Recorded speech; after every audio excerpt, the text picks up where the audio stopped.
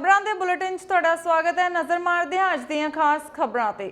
ਸੰਗਰੂਰ ਵਿਖੇ ਵਾਪਰੇ ਇੱਕ ਭਿਆਨਕ ਸੜਕੀ ਹਾਦਸੇ ਵਿੱਚ ਇੱਕ ਸਕੂਲੀ ਵਿਦਿਆਰਥੀ ਦੀ ਮੌਤ ਹੋ ਗਈ, ਜਦੋਂ ਕਿ 3 ਵਿਦਿਆਰਥੀਆਂ ਦੇ ਜ਼ਖਮੀ ਹੋਣ ਦੀ ਖਬਰ ਹੈ। ਦੱਸਿਆ ਜਾ ਰਿਹਾ ਹੈ ਕਿ ਪੀਆਰਟੀਸੀ ਬੱਸ ਨੇ ਇਹਨਾਂ ਵਿਦਿਆਰਥੀਆਂ ਨੂੰ ਮਹਿਲਾ ਚੱਕ ਵਿਖੇ ਕੁਚਲ ਦਿੱਤਾ। ਜ਼ਖਮੀ ਵਿਦਿਆਰਥੀਆਂ ਦਾ ਇਲਾਜ ਸਥਾਨਕ ਹਸਪਤਾਲ ਵਿਖੇ ਕੀਤਾ ਜਾ ਰਿਹਾ ਹੈ। ਦੂਜੇ ਪਾਸੇ ਸੜਕ ਹਾਦਸੇ ਦੇ ਵਿੱਤ ਮੰਤਰੀ ਹਰਪਾਲ ਸਿੰਘ ਚੀਮਾ ਨੇ ਦੁੱਖ ਦਾ ਪ੍ਰਗਟਾਵਾ ਵੀ ਕੀਤਾ ਅਤੇ ਕਿਹਾ ਕਿ ਜ਼ਖਮੀ ਬੱਚਿਆਂ ਦੇ ਇਲਾਜ ਲਈ ਕੋਈ ਵੀ ਕਸਰ ਬਾਕੀ ਨਹੀਂ ਛੱਡੀ ਜਾਵੇਗੀ। ਹਾਂਜੀ, ਕੀ ਨਾਮ ਹੈ ਭਾਈ ਤੁਹਾਡਾ? ਮੇਰਾ ਨਾਮ ਜਗਜੀਤ ਸਿੰਘ ਜੀ। ਕੀ ਹਾਦਸਾ ਹੈ ਜੀ? ਇਹ ਪਾਤੜਾਂ ਤੋਂ ਸੰਗਰੂਰ ਵੱਲ ਨੂੰ ਆ ਰਹੀ ਸੀ ਬੱਸ ਜੀ। ਠੀਕ ਹੈ। ਬੱਸ ਬੜੀ ਤੇਜ਼ੀ ਦੇ ਨਾਲ ਰਫ਼ਤਾਰ ਦੇ ਨਾਲ ਭੱਜੀ ਹੋਈ ਸੀਗੀ ਤੇ ਕੁੜੀਆਂ ਦੀ ਜਿਹੜੀਆਂ ਫੁੱਟਪਾਥ ਤੇ ਸਾਈਡ ਤੇ ਖੜੀਆਂ ਦੀਆਂ ਇਹਨੇ ਜਦੋਂ 1 ਲੱਖ ਤੇ ਕੁੜੀਆਂ ਨੂੰ ਦੇਖ ਕੇ ਬ੍ਰੇਕ ਮਾਰੇ ਤਾਂ ਬੱਸ ਘੁੰਮ ਗਈ ਤੇ ਜਾ ਕੇ ਕੁੜੀਆਂ ਦੇ ਜਮੇ ਸਿੱਧਾ ਉੱਪਰ ਚੜ ਗਈ। ਇੱਕ ਕੁੜੀ ਦੇ ਵਿਚਾਲੇ ਉਹ 'ਚ ਆ ਗਿਆ ਫੁੱਟਪਾਥ 'ਚ, ਉਹਦੀ ਲੱਤ ਵੱਢ ਕੇ ਅੱਡ ਹੋ ਗਈ। ਉਹ ਲੱਤ ਮੈਂ ਪਿਛਲੇ ਪਾਸੋਂ ਚੱਕੀ ਹੈਗੀ ਤੇ ਕੁੜੀ ਅੱਗੇ ਪਾਸੇ ਦੀ ਗਈ। ਕੁੜੀ ਨੂੰ ਘੜੀਸ ਅੱਗੇ ਤੱਕ ਲੈ ਗਏ ਤਾਂ ਵੀ ਬੱਸ ਕੰਟਰੋਲ ਦੇ ਵਿੱਚ ਨਹੀਂ ਹੋਈ। ਪੀਆਰਟੀਸੀ ਦੀ ਬੱਸ ਸੀਗੀ। ਜਦੋਂ ਤੁਸੀਂ ਬੱਚੇ ਨੂੰ ਚੱਕਿਆ ਤਾਂ ਕਿਸ ਹਾਲਾਤ ਸੀ ਬੱਚੇ? ਬਹੁਤ ਗੰਭੀਰ ਹਾਲਤ ਸੀ। ਜਦੋਂ ਅਸੀਂ ਪਹਿਲਾਂ ਚੱਕਿਆਗਾ ਉਦੋਂ ਸਾਹ ਚੱਲ ਰਹੀ ਤੇ ਬੋਲ ਵੀ ਰਹੀ ਸੀ, ਸਾਰਾ ਕੁਝ ਸੈੱਟ ਦੀ, ਅੱਖਾਂ ਵੀ ਖੋਲ ਰਹੀ ਸੀਗੀ। ਜਦੋਂ ਅਸੀਂ ਲੱਤ 'ਚ ਚੱਕ ਕੇ ਗੱਡੀ 'ਤੇ ਬਿਠਾਉਣ ਲੱਗੇ ਉਹਦੀ ਲੱਤ ਬੇਹੋਸ਼ੀ ਵਾਂਗੂ ਹੋ ਗਈ ਕੁੜੀ। ਅਸੀਂ ਦੇਖਿਆ ਵੀ ਤਾਂ ਬੇਹੋਸ਼ ਹੋ ਗਈ। ਅਸੀਂ ਭੱਜ ਕੇ ਚੱਕ ਕੇ ਉਹਨੂੰ ਤਿੰਨੇ ਕੁੜੀਆਂ ਨੂੰ ਗੱਡੀ 'ਚ ਮਰੂਤੀ 'ਚ ਕਿਸੇ ਨੇ ਗੱਡੀ ਨਹੀਂ ਰੋਕੀ ਹੈਗੀ। ਫਿਰ ਮਰੂਤੀ ਬਾਈ ਨੇ ਗੱਡੀ ਰੋਕੀ। ਅਸੀਂ ਭੱਜ ਕੇ ਉਹਦੇ 'ਚ ਲੈ ਕੇ ਸੰਗਰੂਰ ਨੂੰ ਸਿਵਲ ਹਸਪਤਾਲ ਲੈ ਕੇ ਆਏ। 3 ਬੱਚੇ ਜਿਹੜੇ ਜਿਹਨਾਂ ਦੇ ਜ਼ਖਮੀ ਨੇ ਉਹਨਾਂ ਦੇ ਹਾਲਾਤ ਕੀ ਨੇ? ਉਹ ਇੱਕ ਦਿਨ ਦਾ ਲੱਤਾਂ ਕਰੈਂਕ ਹੋ ਗਈਆਂ ਬਿਲਕੁਲ, ਦੂਜੇ ਨੇ 2 ਠੀਕ ਨੇ ਹੋਏ, ਇੱਕ ਦਿਨ ਜ਼ਿਆਦਾ। ਹਾਂਜੀ ਮੈਮ, ਤੁਹਾਡਾ ਨਾਮ ਜੀ? मेरा नाम चरणदीप सोनिया। ਕਿਹੜਾ ਸਕੂਲ ਆਪਣਾ ਕੈਮਰੇ ਕਿਹੜਾ हाँ ਸਕੂਲ ਹੈ ਜੀ? ਸੀਨੀਅਰ ਸੈਕੰਡਰੀ ਸਕੂਲ ਮਹਿਲਾ ਚੌਂਕ। ਕੀ ਹਾਦਸਾ ਹੋਇਆ? ਅਸੀਂ ਤਾਂ ਜੀ ਘਰ ਪਹੁੰਚ ਗਏ ਸੀ। ਸਾਨੂੰ ਫੋਨ ਆਇਆ ਪ੍ਰਿੰਸੀਪਲ ਮੈਮ ਨੂੰ, ਕਿਸੇ ਨੇ ਦੱਸਿਆ ਵੀ ਤੁਹਾਡੇ ਇਸ ਤਰ੍ਹਾਂ ਬੱਚਿਆਂ ਦਾ ਐਕਸੀਡੈਂਟ ਹੋ ਗਿਆ। ਤਾਂ ਅਸੀਂ ਜਿਵੇਂ ਅੰਦਰ ਬੱਚਿਆਂ ਨੂੰ ਜਾ ਕੇ ਵੀ ਪੁੱਛਿਆ ਤਾਂ ਕਹਿੰਦੇ ਅਸੀਂ ਖੜੀਆਂ ਸੀ ਤਾਂ ਬੱਸ ਮੁੜਦੀ ਕਹਿੰਦੇ ਟੇਢੀ ਮੇਢੀ ਹੁੰਦੀ ਸਾਡੇ ਤੇ ਆ ਕੇ ਚੜ ਗਈ।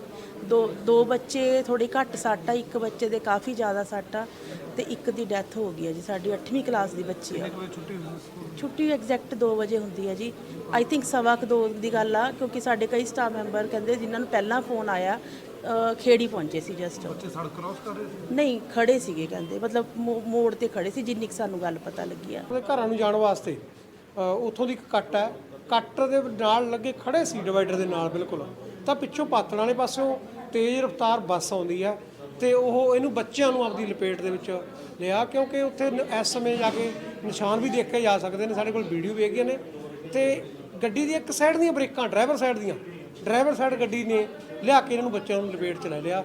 ਜੋ 3 ਬੱਚੇ ਜ਼ਖਮੀ ਆ ਔਰ ਇੱਕ ਬੱਚੇ ਦੀ ਜਿਹੜਾ ਉਹ ਮੌਤ ਹੋ ਗਈ ਹੈ। ਬੜੀ ਇਹ ਦੁਖਦਾਈ ਘਟਨਾ ਜੀ ਮਹਿਲਾ ਨਗਰ 'ਚ ਵਾਪਰੀ ਹੈ। ਕੰਪਲੇਂਟ ਕਿੱਥੇ ਕਰਵਾਈ ਉਹ? ਇਹਦੀ ਪੁਲਿਸ ਚੌਂਕੀ ਮਹਿਲਾ ਦੇ ਵਿੱਚ ਇਹਦੀ ਇਨਫੋਰਮੇਸ਼ਨ ਦਿੱਤੀ ਗਈ ਹੈ। ਬੱਸ ਜਿਹੜੀ ਹਿਰਾਸਤ 'ਚ ਲੈ ਲਈ ਹੈ ਉਹਨਾਂ ਨੇ, ਡਰਾਈਵਰ ਵੀ ਲੈ ਲਿਆ।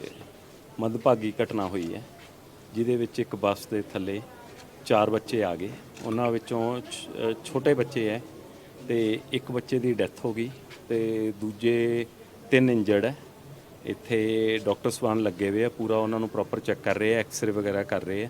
ਤੇ ਉਹਦੇ 'ਚ ਉਹਨੂੰ ਮੈਂ ਇੱਥੇ ਆਇਆ ਸੀ ਤਾਂ ਆਪਣੇ ਜਿਹੜੇ ਮਿਨਿਸਟਰ ਹੈ ਸ਼੍ਰੀ ਹਰਪਾਲ ਚੀਮਾ ਦਾ ਵੀ ਫੋਨ ਆਇਆ। ਉਹ ਵੀ ਡਾਕਟਰ ਸਾਹਿਬ ਨਾਲ ਗੱਲ ਹੋਈ, ਉਹ ਵੀ ਚਿੰਤਤ ਸੀ ਵੀ ਇਹਦਾ ਬੱਚਿਆਂ ਦਾ ਜਲਦੀ ਇਲਾਜ ਹੋ ਜੇ। ਉਹ ਡਾਕਟਰ ਸਾਹਿਬ ਨਾਲ ਗੱਲ ਹੋਈ ਹੈ, ਮੇਰੀ ਡਿਪਟੀ ਕਮਿਸ਼ਨਰ ਸਾਹਿਬ ਦੇ ਵੀ ਧਿਆਨ 'ਚ ਆ ਗਿਆ। ਉਹ ਕਹਿੰਦੇ ਮੈਂ ਐਸਟੀਓ ਨੂੰ ਭੇਜਦਾ, ਜੇ ਬੱਚਿਆਂ ਦਾ ਇੱਥੇ ਬੈਸਟ ਟਰੀਟਮੈਂਟ ਹੁੰਦਾ ਹੋਊਗਾ ਤਾਂ ਇੱਥੇ ਹੋਊਗਾ, ਤੇ ਜੇ ਲੱਗੂਗਾ ਵੀ ਕਿਤੇ ਸ਼ਿਫਟ ਕਰਨ ਦੀ ਲੋੜ ਆ ਤਾਂ ਇਮੀਡੀਏਟਲੀ ਸ਼ਿਫਟ ਕਰਾਂਗੇ। ਮਤਲਬ ਟਰੀਟਮੈਂਟ ਵੱਲੋਂ ਬੱਚਿਆਂ ਨੂੰ ਜੋ ਘਟਨਾ ਸੀ ਉਹਦੇ ਬਾਰੇ ਜੋ ਕਾਰਵਾਈ ਬਣਦੀ ਉਹ ਤਾਂ ਕਰਾਂਗੇ, ਪਰ ਇਹਦੇ ਫਸਟ ਪ੍ਰਾਇੋਰਟੀ ਹੈ ਜਿਹੜੀ ਟਰੀਟਮੈਂਟ ਹੈ। ਟਰੀਟਮੈਂਟ ਵੱਲੋਂ ਅਸੀਂ ਡਾਕਟਰ ਸਾਹਿਬ ਨਾਲ ਗੱਲ ਕੀਤੀ ਹੈ।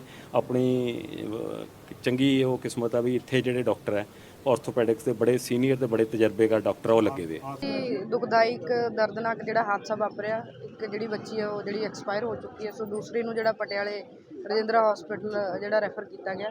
ਸੋ 2 ਦੀ ਜਿਹੜੀ ਠੀਕ ਹੈ, ਉਹਨਾਂ ਦੀ ਸਿਹਤ ਪੱਖੋਂ ਠੀਕ ਹੈ। ਔਰ ਬੜਾ ਹੀ ਖਤਰਨਾਕ ਜਿਹੜਾ ਮੈਂ ਕਹੂੰਗੀ ਕਿ ਕਿਉਂਕਿ ਹਾਈਵੇ ਆ ਤੇ ਕੋਈ ਲਿਮਿਟ ਨਹੀਂ ਹੈਗੀ ਜਿਹੜੀਆਂ ਬੱਸਾਂ ਜਿਹੜੀਆਂ ਜਿਸ ਤਰੀਕੇ ਨਾਲ ਜਾਂਦੀਆਂ ਨੇ। ਸੋ ਕਾਰਵਾਈ ਪ੍ਰਸ਼ਾਸਨ ਆਪਣੀ ਕਰ ਰਿਹਾ, ਜਿਹੜਾ ਡਰਾਈਵਰ ਆ ਤੇ ਜਿਹੜੀ ਬੱਸ ਆ ਜਿਹੜੀ ਜ਼ਬਤ ਕੀਤੀ ਹੋਈ ਆ। ਸੋ ਪ੍ਰਸ਼ਾਸਨ ਆਪਣੀ ਕਾਰਵਾਈ ਡਾਕਟਰ ਨੂੰ ਮਿਲੇ, ਡਾਕਟਰ ਨੇ ਕਿਹਾ ਟ੍ਰੀਟਮੈਂਟ ਵਾਸਤੇ? ਹਾਂ, ਨਹੀਂ ਟ੍ਰੀਟਮੈਂਟ ਲਈ ਕਿਹਾ। ਜਿਹੜੇ ਬੱਚੇ ਇੱਥੇ ਨੇ ਦੋਨੋਂ ਠੀਕ ਹੈ, ਉਹਨਾਂ ਦੇ ਥੋੜੀ ਮਾਈਨਰ ਜਿਹੜੀ ਸੱਟ ਹੈਗੀ ਹੈ ਉਹ ਠੀਕ ਹੈ ਤੇ ਜਿਹੜਾ ਬੱਚਾ ਜ਼ਿਆਦਾ ਜਿਹਦੇ ਇੰਜਰੀ ਹੈ ਉਹਨਾਂ ਨੂੰ ਜਿਹੜਾ ਪਟਿਆਲੇ ਰੈਫਰ ਕੀਤਾ ਗਿਆ। ਸੋ ਸ਼੍ਰੀ ਮੁਕਤਸਰ ਸਾਹਿਬ ਪੁਲਿਸ ਨੇ ਇੱਕ ਅਜਿਹੇ ਵਿਅਕਤੀ ਨੂੰ ਗ੍ਰਿਫਤਾਰ ਕੀਤਾ ਜੋ ਕੈਨੇਡਾ ਵਿੱਚ ਰਹਿੰਦੇ ਗੈਂਗਸਟਰ ਸੁੱਖਾ ਦੁਨੇਕੇ ਲਈ ਫਰੋਤੀ ਵਸੂਲਣ ਦਾ ਕੰਮ ਕਰਦਾ ਸੀ। ਇਸ ਦੇ ਨਾਲ ਹੀ 2 ਹੋਰ ਵਿਅਕਤੀ ਨਾਮਜ਼ਦ ਕੀਤੇ ਗਏ ਹਨ ਜੋ ਅਜੇ ਪੁਲਿਸ ਗ੍ਰਿਫਤ ਚੋਂ ਬਾਹਰ ਹਨ। ਪ੍ਰਾਪਤ ਜਾਣਕਾਰੀ ਅਨੁਸਾਰ ਕੈਨੇਡਾ ਵਿੱਚ ਰਹਿ ਰਹੇ ਇਹ ਕੈਟਾਗਰੀ ਦੇ ਗੈਂਗਸਟਰ ਸੁੱਖਾ ਦੁਨੇਕੇ ਵੱਲੋਂ ਸ਼੍ਰੀ ਮੁਕਤਸਰ ਸਾਹਿਬ, ਮਲੋਟ, ਰਾਜਸਥਾਨ ਅਤੇ ਹੋਰ ਏਰੀਏ ਦੇ ਵਿੱਚ ਫਰੋਤੀਆਂ ਦੀ ਮੰਗ ਕੀਤੀ ਜਾ ਰਹੀ ਹੈ। ਕੀ ਮਾਮਲਾ ਕੀ ਜਿਹੜਾ ਇੱਕ ਪਕੜਿਆ ਗਿਆ ਦੋਸ਼ੀ ਕਿਹਦੇ ਨਾਲ ਸੰਪਰਕ ਸੀਗੇ ਔਰ ਕਿਸ ਤਰ੍ਹਾਂ ਇੱਕ ਸਾਨੂੰ ਸੀਕ੍ਰੀਟ ਇਨਫੋਰਮੇਸ਼ਨ ਮਿਲੀ ਸੀ ਕਿ ਜਿਹਦੇ ਮੁਤਾਬਕ ਜਿਹੜਾ ਹੈਗਾ ਇਹ ਵਰਿੰਦਰ ਸਿੰਘ ਇਲੀਅਸ ਬੱਬੂ ਤੇ ਇਹਦੇ ਨਾਲ 2 ਹੋਰ ਸਾਥੀ ਹੈ ਜਿਹੜੇ ਸੁੱਖਾ ਦੁਨੇਕੇ ਗੈਂਗ ਹੈ ਜਿਹੜਾ ਕੈਨੇਡਾ ਬੇਸਡ ਗੈਂਗਸਟਰ ਹੈ ਜਿਹੜਾ ਆਪਰੇਟ ਕਰਦਾ ਪੰਜਾਬ ਦੇ ਵਿੱਚ। ਇਹ ਕਿਸੇ ਨੂੰ ਡਰਾ ਧਮਕਾ ਕੇ ਲੋਕਾਂ ਨੂੰ ਫਰੋਤੀਆਂ ਹਾਸਲ ਕਰਦੇ ਆ। ਇਹ ਅੱਗੇ ਫਰੋਤੀਆਂ ਦੀ ਰਕਮ ਹਾਸਲ ਕਰਕੇ ਗਾਂ ਜਿਹੜੀ ਜਿੱਥੇ ਲੋੜ ਹੁੰਦੀ ਸੀ, ਜਿੱਥੇ ਉਹਦੇ ਗੈਂਗ ਦੇ ਸਾਥੀਆਂ ਨੂੰ, ਉਹਨਾਂ ਨੂੰ ਰਕਮ ਕਿਸੇ UPI ਰਾਹੀਂ ਟ੍ਰਾਂਸਫਰ ਕਰਦਾ ਸੀ ਜਾਂ ਕੈਸ਼ ਦੇ ਕੇ ਆਉਂਦਾ ਸੀਗਾ। ਇਸ ਤੋਂ ਇਲਾਵਾ ਇਹਦੇ ਪਾਸ ਜਿਹੜੇ ਹੈਗੇ ਆ ਸੁੱਖਾ ਦੁਨੇਕੇ ਗੈਂਗ ਸੀ ਜਿਹੜਾ, ਉਹਨਾਂ ਦੇ ਵੈਪਨ ਜਿਹੜੇ ਸੀਗੇ, ਵੈਪਨ ਵੀ ਇਹਦੇ ਕੋਲ ਸਟੇ ਕਰਾਉਂਦੇ ਸੀਗੇ। ਜਦੋਂ ਕੋਈ ਵਾਰਦਾਤ ਕਰਨੀ ਆ ਤਾਂ ਉਹਨਾਂ ਦੇ ਜਿਹੜੇ ਸ਼ੂਟਰ ਹੁੰਦੇ ਸੀ ਇਸ ਤੋਂ ਵੈਪਨ ਲੈ ਕੇ ਜਾਣਾ ਉਹਨਾਂ ਨੇ। ਇੱਕ ਇਸ ਸਿਲਸਿਲੇ 'ਚ ਇਹਦੇ ਪਾਸੋਂ ਇੱਕ 30 ਦਾ ਵੈਪਨ ਤੇ 3 ਜਿੰਦਾ ਕਾਰਤੂਸ ਵੀ ਬਰਾਮਦ ਕੀਤੇ ਆ। ਕਿੰਨੀ ਕੁ ਵਾਰਦਾਤ ਨੂੰ ਅੰਜਾਮ ਦੇ ਚੁੱਕੇ, ਕਿੰਨੇ ਕੁ ਪੈਸੇ ਬਰਾਮਦ ਕਰਕੇ? ਬੇਸਿਕਲੀ ਇਹ ਜਿਹੜਾ ਫੜਿਆ ਇਹ ਕੈਰੀਅਰ ਹੈਗਾ ਜ਼ਿਆਦਾਤਰ, ਕਿ ਇਹ ਫਰੋਤੀ ਦੀ ਰਕਮ ਲੈ ਕੇ ਆਉਂਦਾ ਹੈ, ਗਾਂ ਦਿੰਦਾ ਹੈ ਸਮਾਨ। ਇੱਕ ਕੈਰੀਅਰ ਹੈ ਜਿਹੜਾ ਮੋਡਿਊਲ, ਇਹਦੇ ਵਾਸਤੇ ਜਿਹੜੀ ਹੈਗੀ ਤਫਤੀਸ਼ ਜਾਰੀ ਹੈ। ਬਾਕੀ ਜਿਹੜੀਆਂ ਵਾਰਦਾਤਾਂ ਦੇ ਵਿੱਚ ਸ਼ਮੂਲੀਅਤ ਹੈ ਉਹਦੇ ਬਾਰੇ ਜਿਹੜੀ ਹੈਗੀ ਇਨਵੈਸਟੀਗੇਸ਼ਨ ਕੀਤੀ ਜਾ ਰਹੀ ਹੈ। ਰਿਮਾਂਡ ਵਗੈਰਾ ਵੀ ਲਿਆ? ਰਿਮਾਂਡ ਲਿਆ ਦਾ ਸੀ 2 ਦਿਨ ਦਾ ਇੱਕ ਵਾਰ। ਰਿਮਾਂਡ ਲੈਣ ਤੋਂ ਬਾਅਦ ਜਿਹੜੀ ਹੈਗੀ ਦੌਰਾਨੇ ਜੋ ਕੁਝ ਸਾਹਮਣੇ ਕੋਈ ਮੁੱਢਲੀ ਪੁੱਛਗਿੱਛ ਤੋਂ ਪਤਾ ਲੱਗਿਆ ਕਿੰਨੇ ਕੁ ਬੰਦੇ ਤੋਂ ਹੁਣ ਤੱਕ ਪੈਸੇ ਲੈ ਚੁੱਕੇ ਔਰ ਕਿੰਨੇ ਕੁ ਲੈ ਚੁੱਕੇ? ਕੋਈ ਪੈਸੇ ਵੀ ਬਰਾਮਦ ਹੋਏ ਕੋਈ ਇਸ ਤਰ੍ਹਾਂ? ਨਹੀਂ, ਹਜੇ ਨਹੀਂ ਇਸ ਬਾਰੇ ਜ਼ਿਆਦਾ ਦੱਸ ਸਕਦੇ, ਬਿਕੋਜ਼ ਇਨਵੈਸਟੀਗੇਸ਼ਨ ਜਿਹੜੀ ਹੈਗੀ ਜੀ ਥਰੂ ਹੈ, ਚੱਲ ਰਹੀ ਹੈ ਜੀ। ਰਾਏਕੋਟ ਦੇ ਲਾਗਲੇ ਪਿੰਡ ਬਸੀਆਂ ਨਾਲ ਸੰਬੰਧਿਤ 16 ਸਾਲਾ ਸਕੂਲੀ ਵਿਦਿਆਰਥੀ ਦਾ ਕੈਨੇਡਾ ਦੇ ਐਡਮਿੰਟਨ ਵਿੱਚ ਕੁਝ ਲੜਕੀਆਂ ਵੱਲੋਂ ਤੇਜ਼ਧਾਰ ਹਥਿਆਰਾਂ ਦੇ ਨਾਲ ਹਮਲਾ ਕਰਕੇ ਕਤਲ ਕਰ ਦੇਣ ਦਾ ਮਾਮਲਾ ਸਾਹਮਣੇ ਆਇਆ ਹੈ। ਪ੍ਰਾਪਤ ਜਾਣਕਾਰੀ ਅਨੁਸਾਰ ਮ੍ਰਿਤਕ ਕਰਨਵੀਰ ਸਹੋਤਾ ਦਾ ਪਿਤਾ ਸਤਨਾਮ ਸਿੰਘ ਪਿੰਡ ਬਸੀਆਂ ਦਾ ਜੰਮਪਲ ਹੈ ਅਤੇ 17-18 ਦਿਨ ਪਹਿਲਾਂ ਕੈਨੇਡਾ ਗਿਆ ਸੀ, ਜਦਕਿ ਪਿੰਡ ਵਿੱਚ ਸਤਨਾਮ ਸਿੰਘ ਦਾ ਪਿਤਾ ਭਾਗ ਸਿੰਘ ਅਤੇ ਮਾਤਾ ਜਸਵਿੰਦਰ ਕੌਰ ਹੀ ਰਹਿੰਦੇ ਹਨ। ਇਸ ਮੌਕੇ ਪੱਤਰਕਾਰਾਂ ਨੂੰ ਜਾਣਕਾਰੀ ਦਿੰਦਿਆਂ ਮ੍ਰਿਤਕ ਕਰਨਵੀਰ ਦੇ ਰਿਸ਼ਤੇਦਾਰ ਬਜ਼ੁਰਗ ਔਰਤ ਜਸਕਿਰਨ ਕੌਰ ਅਤੇ ਦਾਦਾ ਭਾਗ ਸਿੰਘ ਤੇ ਦਾਦੀ ਜਸਵਿੰਦਰ ਕੌਰ ਨੇ ਦੱਸਿਆ ਕਿ ਮ੍ਰਿਤਕ ਕਰਨਵੀਰ ਸਹੋਤਾ ਸਾਊ ਸੁਭਾਅ ਦਾ ਮਾਲਕ ਸੀ, ਬਲਕਿ ਉਹ ਪੜ੍ਹਨ ਅਤੇ ਖੇਡਣ ਵਿੱਚ ਵੀ ਕਾਫੀ ਹੁਸ਼ਿਆਰ ਸੀ। ਸਗੋਂ ਜਦੋਂ ਕਰਨਵੀਰ ਤੇ ਹਮਲਾ ਹੋਇਆ ਸੀ ਉਸ ਸਮੇਂ ਉਸ ਦਾ ਪਿਤਾ ਪਿੰਡ ਬਸੀਆਂ ਆਇਆ ਹੋਇਆ ਸੀ ਅਤੇ ਬੇਟੇ ਤੇ ਹਮਲੇ ਦੀ ਜਾਣਕਾਰੀ ਮਿਲਣ ਤੇ ਵਾਪਸ ਕੈਨੇਡਾ ਚਲਾ ਗਿਆ। ਹਾਂਜੀ, ਕੀ ਨਾਂ ਤੁਹਾਡਾ? ਰਾਜ ਕੁਮਾਰ ਜੀ, ਸਾਬਕਾ ਸੰਮਤੀ ਮੈਂਬਰ ਪਿੰਡ ਬਸੀਆਂ ਜੀ। ਰਾਜ ਕੁਮਾਰ ਜੀ, ਆਪਣੇ ਪਿੰਡ ਬਸੀਆਂ ਦੇ ਨੌਜਵਾਨ ਮੁੰਡੇ ਦੀ ਕੈਨੇਡਾ 'ਚ ਡੈਥ ਦਾ ਮਾਮਲਾ ਸਾਹਮਣੇ ਕੀ ਘਟਨਾ ਕੁਛ ਹੈ ਜਾਣਕਾਰੀ? ਹਾਂਜੀ, ਤਕਰੀਬਨ 1 ਹਫ਼ਤਾ ਪਿਛਲੇ ਸ਼ੁੱਕਰਵਾਰ ਦੀ ਘਟਨਾ ਜੀ। ਇਹ ਸਤਨਾਮ ਸਿੰਘ ਦਾ ਲੜਕਾ ਸੀ ਜੋ ਉੱਥੋਂ ਦੇ ਸਿਟੀਜ਼ਨ ਆ ਅਤੇ ਉਹ ਆਪਣੀ ਪੜ੍ਹਾਈ ਉੱਥੇ ਪੂਰੀ ਕਰ ਰਿਹਾ ਸੀ, ਬੱਚਾ ਲਾਇਕ ਸੀ ਅਤੇ ਉਸ ਦੇ ਭੁਲੇਖੇ ਨਾਲ ਉੱਧਰ ਕੈਨੇਡਾ ਦੇ ਜਿਹੜੇ ਹੋਰ ਪੜ੍ਹਨ ਵਾਲੇ ਮੁੰਡੇ ਸੀ ਉਹਨਾਂ ਨੇ ਭੁਲੇਖੇ ਨਾਲ ਉਹਨਾਂ ਦੇ ਅਟੈਕ ਕੀਤਾ। ਅਟੈਕ ਕਰਨ ਤੋਂ ਬਾਅਦ ਚਾਕੂ ਛੁਰੀ ਨਾਲ ਜਿਹੜਾ ਹਮਲਾ ਕੀਤਾ ਗਿਆ, ਉਸ ਤੋਂ ਬਾਅਦ ਫਿਰ ਉਹਨਾਂ ਨੂੰ ਉੱਥੇ ਐਡਮਿਟ ਕਰਾਇਆ ਗਿਆ। ਤਕਰੀਬਨ 1 ਹਫ਼ਤਾ ਟਰੀਟਮੈਂਟ ਚੱਲਣ ਤੋਂ ਬਾਅਦ ਉਹਨਾਂ ਦੀ ਹੁਣ ਡੈਥ ਹੋ ਚੁੱਕੀ ਹੈ। ਹੁਣ ਪਰਿਵਾਰ 'ਚ ਕੌਣ ਕੌਣ ਸੀ?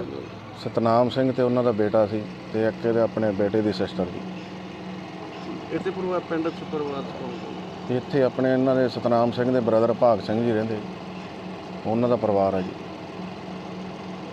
ਇਹ ਵੀ ਮਤਲਬ ਘਟਨਾ ਵਾਪਰੀ ਹੈ, ਕਾਫੀ ਜ਼ਿਆਦਾ ਦੁੱਖਦਾਈ ਆ ਅਤੇ ਪਿੰਡ ਦੇ ਵਿੱਚ ਵੀ ਇਹ ਚੀਜ਼ ਦਾ ਮਾਹੌਲ ਬੜਾ ਦੁੱਖਦਾਈ ਹੋਊਗਾ। ਹਾਂਜੀ ਹਾਂਜੀ, ਇਹਦੇ ਨਾਲ ਫਿਰ ਆਪਣੇ ਆਪਾਂ ਤਾਂ ਕਹਿੰਦੇ ਵੀ ਅਸੀਂ ਤਾਂ ਇੰਡੀਆ ਦੀ ਐਮਬੈਸੀ ਨੂੰ ਵੀ ਬੇਨਤੀ ਕਰਦੇ ਹਾਂ, ਜੋ ਬੱਚੇ ਉੱਧਰ ਪੜ੍ਹਾਈ ਕਰਕੇ ਆਪਣੇ ਮਿਹਨਤ ਨਾਲ ਜਾਂਦੇ ਆ ਅਤੇ ਜਿਹੜੇ ਉਹਦੇ ਨਾਲ ਹਮਲੇ ਹੁੰਦੇ ਆ ਉਹਦੇ ਫਿਰ ਜੋ ਪੰਜਾਬੀ ਬੱਚੇ ਉਹ ਬਦਨਾਮ ਹੁੰਦੇ ਆ ਜੀ। ਸਾਡਾ ਹੁਣ ਦੇਖਦੇ ਪਰਿਵਾਰ ਵੱਡਾ ਹੋਇਆ, ਹੁਣ ਕੀ ਅਸੀਂ ਕਹਿ ਸਕਦੇ ਹਾਂ। ਬਹੁਤ ਸਿਆਣਾ ਜਵਾਕ ਸੀ, ਬਹੁਤ ਸਿਆਣਾ ਬੱਚਾ ਸੀ। ਇਹ ਤਾਂ ਸਿਰੇ ਜਾਂਦੇ ਹੀ ਨਹੀਂ ਸੀ ਕਿਸੇ। ਜਿਵੇਂ ਉਹਦੀ ਫੋਟੋ ਦੇਖਦੇ, ਫੋਟੋ ਤੋਂ ਵੀ ਲੱਗਦਾ ਜਵਾਕ ਬਹੁਤ ਸਾਊ ਹੈ, ਨਹੀਂ ਕੋਈ ਇਹੋ ਜਿਹੇ ਕੰਮ। ਬਹੁਤ ਸਾਊ ਸੀ। ਜਿਹੜੇ ਮੁੰਡਿਆਂ ਨੇ ਉਹਨਾਂ 'ਤੇ ਹਮਲਾ ਕੀਤਾ ਉਹ ਮੁੰਡੇ ਪੰਜਾਬੀ ਸੀਗੇ? ਹਾਂਜੀ, ਪੰਜਾਬੀ ਸੀਗੇ।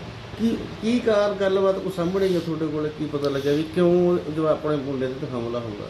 ਇਹ ਪਤਾ ਨਹੀਂ ਸਾਨੂੰ ਤਾਂ ਹੁਣ ਇਸ ਚੀਜ਼ ਦਾ ਮੇਰਾ ਪਤਾ ਨਹੀਂ ਹੈਗਾ ਨਾ ਕਿ ਕਿਉਂ ਹਮਲਾ ਕੀਤਾ। ਜਿਵੇਂ ਤੁਸੀਂ ਕਹਿੰਦੇ ਪੁਲਿਸ ਨੂੰ ਉਹਨਾਂ ਨੇ ਦਿੱਤਾ ਸੀ ਕੋਈ ਬਿਆਨ? ਹਾਂ, ਉਹਨੇ ਪੁਲਿਸ ਵਾਲਿਆਂ ਨੇ ਉਹ ਮੁੰਡਿਆਂ ਨੂੰ ਜਦੋਂ ਹੁਣ ਬਾਅਦ 'ਚ ਪੁੱਛਿਆ ਵੀ ਕਿਉਂ ਕੀ ਹੋਇਆ, ਉਹਨਾਂ ਨੇ ਇਹੀ ਦੱਸਿਆ ਵੀ ਸੱਚ ਤਾਂ ਭੁਲੇਖੇ 'ਚ ਕੀਤਾ ਤੇ ਮੁੰਡੇ ਦੇ ਭੁਲੇਖੇ 'ਚ ਹਮਲਾ ਕੀਤਾ। ਕਿਸੇ ਹੋਰ ਮੁੰਡਾ ਨੂੰ ਸਾਡੇ ਨਾਲ ਹੋਰ ਕਿਸੇ ਮੁੰਡੇ ਨਾਲ ਸੀਗੀ ਕੋਈ ਗੱਲਬਾਤ? ਉਹਨਾਂ ਦੀ ਗੱਲਬਾਤ ਕਿਸੇ ਹੋਰ ਮੁੰਡੇ ਲੜਾਈ ਝਗੜਾ ਸੀ? ਹਾਂਜੀ, ਇਹਦੇ ਨਾਲ ਤਾਂ ਕੋਈ ਗੱਲਬਾਤ ਨਹੀਂ ਸੀ, ਕੋਈ ਲੈਣ ਦੇਣ ਨਹੀਂ ਸੀ। ਇਹ ਤਾਂ ਮੁੰਡਾ ਇਹ ਤਾਂ ਸਾਊ, ਬਹੁਤ ਸਾਊ ਸੀ। ਇਹ ਤਾਂ ਲੜਾਈ ਵਾਲੇ ਚੱਕਰ 'ਚ ਪੈਣ ਵਾਲਾ ਹੈ ਹੀ ਨਹੀਂ ਸੀਗਾ। ਉਹ ਜਿਵੇਂ ਸਰੀਰ ਦਾ ਕੱਦ ਕਾਠ ਤੋਂ ਲੱਗਦਾ ਸਪੋਰਟਸ ਵਗੈਰਾ ਵੀ ਕਰਦਾ? ਹਾਂਜੀ ਹਾਂਜੀ ਹਾਂਜੀ। ਇਹਦੇ ਹੋਰ ਕਿਹ ਭੈਣ ਭਾਈ ਹੈ ਮੁੰਡੇ? ਇਹ 2 ਭੈਣ ਭਰਾ ਨੇ ਇੱਕ ਅੱਛਾ। ਛੋਟੀ ਭੈਣ ਹੈ। ਅੱਛਾ ਵੀ ਛੋਟੀ ਭੈਣ। ਹਾਂਜੀ ਛੋਟੀ 2-3 ਸਾਲ ਛੋਟੀ ਹੈ ਭੈਣ। ਹਾਂਜੀ। ਇਹਦੇ ਜਿਹੜੇ ਫਾਦਰ ਨੇ ਉਹ ਕਦੋਂ ਕਦੇ ਗਏ ਹੋਏ ਨੇ ਉੱਥੇ ਕਿੰਨੇ?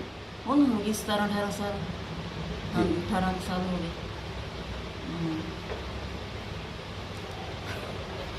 ਅੰਮ੍ਰਿਤਸਰ ਦੇ ਪੁਤਲੀ ਇਲਾਕੇ ਵਿੱਚ ਲੋਕਾਂ ਨੇ 3 ਲੁਟੇਰਿਆਂ ਨੂੰ ਫੜ ਲਿਆ। ਦਰਅਸਲ ਇਹ ਲੁਟੇਰੇ ਇੱਕ ਵਿਅਕਤੀ ਦਾ ਮੋਬਾਈਲ ਖਿੱਚ ਕੇ ਲਿਜਾ ਰਹੇ ਸਨ ਤੇ ਉਸ ਸਮੇਂ ਲੋਕਾਂ ਨੇ ਪਿੱਛਾ ਕਰਕੇ ਇਸ ਨੂੰ ਫੜ ਲਿਆ। ਤਲਾਸ਼ੀ ਲੈਣ ਤੇ ਇਹਨਾਂ ਕੋਲੋਂ 5 ਮੋਬਾਈਲ ਫੋਨ ਤੇ ਨਸ਼ੇ ਦੇ ਟੀਕੇ ਵੀ ਬਰਾਮਦ ਕੀਤੇ ਗਏ ਹਨ ਤੇ ਇਹਨਾਂ ਨੂੰ ਪੁਲਿਸ ਦੇ ਹਵਾਲੇ ਕਰ ਦਿੱਤਾ ਗਿਆ ਹੈ। ਬਹਰਹਾਲ ਪੁਲਿਸ ਮਾਮਲੇ ਦੀ ਜਾਂਚ ਕਰ ਰਹੀ ਹੈ। ਇਹਦੀ ਵੀ ਇਨਫੋਰਮੇਸ਼ਨ ਆਈ ਸੀ, ਫੋਨ ਆਇਆ ਸੀ ਕਿ ਤਿੰਨ ਲੜਕੇ ਸੀ, 3 ਵੀ ਉਹ ਸਨੈਚਰ ਹੈਗੇ ਨੇ ਲੱਗਦੇ ਤੇ ਨਸ਼ੇ ਦਾ ਮਤਲਬ ਨਸ਼ਾ ਕੀਤਾ ਲੱਗਦਾ ਤੇ ਕੋਈ ਮਤਲਬ ਖੋਹ ਕਰਨ ਦੇ ਉਮੀਦ ਨਾਲ ਇਹ ਤੁਰੇ ਫਿਰਦੇ ਸੇਵਾਨਗਰ ਦੇ ਇਲਾਕੇ 'ਚ। ਤੇ ਮੈਂ ਆਪਣੀ ਪੁਲਿਸ ਪਾਰਟੀ ਦੀ ਟੀਮ ਲੈ ਕੇ ਤੇ 2 ਮਿੰਟ 'ਚ ਪਹੁੰਚ ਗਿਆ ਉੱਥੇ ਤੇ ਉਹਨਾਂ ਮੁੰਡਿਆਂ ਨੂੰ ਵੇਖਿਆ, ਵਾਕਈ ਉਹਨਾਂ ਨੂੰ ਵੈਰੀਫਾਈ ਕਰ ਰਿਹਾ ਤੇ ਉਹਨਾਂ ਕੋਲੋਂ 5 ਮੋਬਾਈਲ ਜਿਹੜੇ ਬਰਾਮਦ ਹੋਏ ਆ, ਇੱਕ ਮੋਟਰਸਾਈਕਲ ਵੀ ਚੋਰੀ ਦਾ ਤੇ ਫੋਨ ਖੋਹ ਕੀਤੇ ਨੇ ਤੇ ਉਹ ਵੈਰੀਫਾਈ ਕਰਨ ਲਿਆ। ਬਸ FIR ਲੌਂਚ ਕਰਨ ਨਹੀਂ ਲੱਗਾ ਬਸ ਮੈਂ ਹੁਣ। ਪਰ ਸਰ ਉਹ ਕਹਿੰਦੇ ਲੋਕ ਕਹਿੰਦੇ ਇਹੀ ਫੜਾਇਆ। ਹਾਂ ਲੋਕਾਂ ਘੇਰ ਕੇ ਰੱਖਿਆ ਨਾ, ਉਹਨਾਂ ਨੇ ਬਹਿਸਬਾਜ਼ੀ ਕਰਦੇ ਸੀ ਬਹਿਸਬਾਜ਼ੀ ਵੀ ਅਸੀਂ ਨਹੀਂ ਜੇ ਉਹ। ਫਿਰ ਜਦੋਂ ਅਸੀਂ ਪਹੁੰਚ ਗਏ ਫਿਰ ਤਾਂ ਪਤਾ ਹੀ ਹੈ ਕਿ ਪੁਲਿਸ ਦਾ ਡਰ ਇੰਨਾ ਕਿ ਅਗਲੇ ਦੱਸਦੇ ਹੀ ਕਿ ਠੀਕ ਹੈ ਜੀ ਇਹ ਕੰਮ ਇਸ ਤਰ੍ਹਾਂ ਕੀਤਾ। ਬਾਕੀ ਪਬਲਿਕ ਦਾ ਸਹਿਯੋਗ ਨਾਲ ਹੀ ਸਭ ਕੁਝ ਹੁੰਦਾ ਜੀ, ਫਿਰ ਵਧੀਆ ਚੀਜ਼ ਬਣ ਜਾਂਦੀ। ਸਹਿਯੋਗ ਕੀਤਾ ਪਬਲਿਕ ਨੇ, ਉਹਨਾਂ ਘੇਰ ਕੇ ਰੱਖਿਆ ਸੀ ਤੇ ਆਪਾਂ ਜਾ ਕੇ ਪਹੁੰਚ ਕੇ ਸਾਰਾ ਕਰਕੇ FIR ਦਰਜ ਕਰ ਰਹੇ ਹਾਂ। ਤੇ ਸਰ ਇਹ ਕਿੰਨੇ ਕੁ ਵਾਰਦਾਤਾਂ ਅਜੇ ਤੱਕ ਕਰ ਚੁੱਕੇ ਆ? ਵਾਰਦਾਤਾਂ 5 ਮੋਬਾਈਲ ਹੋਏ ਆ ਬਰਾਮਦ ਇਹਨਾਂ ਕੋਲ, ਵੱਖ-ਵੱਖ ਕੰਪਨੀਆਂ ਦੇ ਹੈਗੇ ਨੇ ਤੇ 5 ਤਾਂ ਫਿਰ ਕੀਤੀਆਂ ਹੀ ਇਹਨਾਂ ਨੇ ਜਿਹੜੀਆਂ, ਉਹ ਤਾਂ ਹੈਗੇ ਹੀ ਆ। ਇੱਕ ਮੋਟਰਸਾਈਕਲ ਚੋਰੀ ਕੀਤਾ ਇਹਨਾਂ ਨੇ ਤੇ ਬਾਕੀ ਤਫਤੀਸ਼ ਕਰ ਰਹੇ ਆ, ਪਰਚਾ ਦੇ ਕੇ ਤੇ ਰਿਮਾਂਡ ਲੈ ਕੇ ਬਾਕੀ ਸਾਰਾ ਕੁਝ ਸੱਚ ਸਾਹਮਣੇ ਲਿਆਵਾਂਗੇ ਨਾ। ਪਰ ਸਰ ਇਹਨਾਂ ਵੱਲੋਂ ਦਬਕੇ ਵੀ ਮਾਰੇ ਜਾ ਰਹੇ ਸੀ ਪਹਿਲੇ ਲੋਕਾਂ ਨੂੰ ਕਿ ਸਾਨੂੰ ਨਜਾਇਜ਼ ਫੜਿਆ। ਨਹੀਂ ਇਹ ਉਹਨਾਂ ਨੇ ਕਹਿਣ ਮੁਤਾਬਕ ਸ਼ਾਇਦ ਦਬਕੇ ਮਾਰੇ, ਪਰ ਮੇਰੇ ਸਾਹਮਣੇ ਨਹੀਂ ਇਹੋ ਜਿਹੀ ਗੱਲ ਕੋਈ ਹੈਗੀ। ਦਬਕੇ ਲੋਕੀ ਕਰਦੇ, ਕ੍ਰਿਮੀਨਲ ਬੰਦੇ ਕਰਦੇ ਹੀ ਆ ਕਿ ਅਸੀਂ ਦਬਕੇ ਮਾਰਦੇ ਹੀ ਹੁੰਦੇ ਆ ਕੋਈ। ਬਾਕੀ ਜਦੋਂ ਪੁਲਿਸ ਦਾ ਫਿਰ ਡਰ ਜਿਹੜਾ ਹੈਗਾ ਪੁਲਿਸ ਦਾ ਹੀ ਡਰ ਹੈ। ਪੁਲਿਸ ਨੇ ਵਧੀਆ ਕੰਮ ਕੀਤਾ ਤੇ ਇਹਦੇ 'ਚ ਹੁਣ ਕੀ ਅਗਲੀ ਕਾਰਵਾਈ ਵਿੱਚ ਲਿਆਂਦੀ ਜਾ ਰਹੀ? ਇਹਨਾਂ ਨੇ ਪਰਚਾ ਦਰਜ ਕਰ ਲਾਂਗਾ ਜੀ। ਹਾਂ ਖੋਹ ਦਾ ਪਰਚਾ ਦਰਜ ਕਰ ਲਾਂਗਾ ਇਹਨਾਂ ਦਾ। ਬਸ ਪਛਾਣ ਹੋਈ ਇਹਨਾਂ ਦੀ? ਸਵੇਰੇ ਰਿਮਾਂਡ ਲਵਾਂਗਾ। ਇਹ ਹੈਗੇ ਗੁਰੂ ਵਡਾਲੀ ਦੇ 3 ਲੜਕੇ, ਛਾਟਾ ਗੁਰੂ ਵਡਾਲੀ ਦੇ ਆ ਤੇ ਆਹ ਸ਼ਨਾਖਤ ਹੋਈ ਫਿਲਹਾਲ। ਪਹਿਲੇ ਪਰਚੇ ਹੈਗੇ ਨਾ ਕਿਤੇ? ਉਹ ਵੈਰੀਫਾਈ ਕਰ ਰਿਹਾ।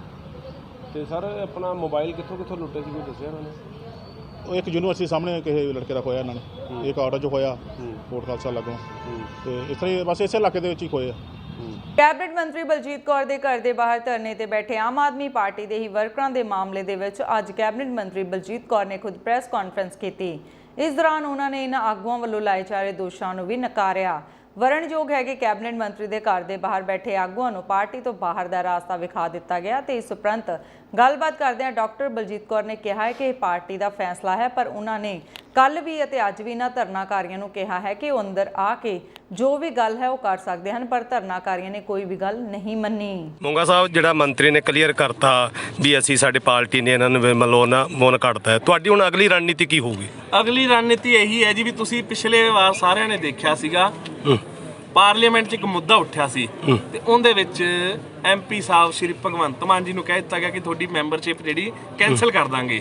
ਤਾਂ ਉਹਨਾਂ ਨੇ ਕਿਹਾ ਸੀ ਵੀ ਮੈਂ ਠੁੱਡਾ ਨਹੀਂ ਮਾਰਦਾ ਇਹੋ ਜੀ MPਸ਼ਿਪ ਤੇ ਜਿਹੜੀ ਆਮ ਲੋਕਾਂ ਦੀ ਆਵਾਜ਼ ਚੱਕਣ ਤੋਂ ਰੋਕੇ, ਤੇ ਅਸੀਂ ਵੀ ਉਹਨਾਂ ਦੇ ਚੱਲਦੇ ਹੋਏ ਮੰਤਰੀ ਸਾਹਿਬ ਨੂੰ, ਕੈਬਨਿਟ ਮਿਨਿਸਟਰ ਸਾਹਿਬ ਨੂੰ ਕਵਾਂਗੇ ਵੀ ਅਸੀਂ ਵੀ ਠੁੱਡਾ ਨਹੀਂ ਮਾਰਦੇ ਇਹੋ ਜਿਹੇ ਅਹੁਦਿਆਂ ਤੋਂ ਜਿਹੜੇ ਸਾਨੂੰ ਆਮ ਲੋਕਾਂ ਦੇ ਲਈ ਬੋਲਣੋਂ ਰੋਕਣ, ਆਮ ਲੋਕਾਂ ਦੀ ਆਵਾਜ਼ ਚੱਕਣ ਤੋਂ ਰੋਕਣ। ਪ੍ਰਧਾਨ ਜੀ ਆਮ ਲੋਕ ਤਾਂ ਅੰਦਰ ਬੈਠੇ ਨੇ, ਆਮ ਲੋਕ ਜਿਹੜੇ ਕੰਮ ਕਰਾਣਾ ਉਹ ਤਾਂ ਅੰਦਰ ਬੈਠੇ। ਆਮ ਲੋਕ ਮੈਡਮ ਦੇ ਘਰੇ ਕੈਮਰੇ ਲੱਗੇ ਆ, DVR ਕਢਵਾਓ। ਆਮ ਲੋਕਾਂ ਦੇ ਇੰਤਜ਼ਾਮ ਅੱਜ ਕੀਤੇ ਗਏ ਨੇ ਧਰਨਾ ਲੱਗਣ ਤੋਂ ਬਾਅਦ।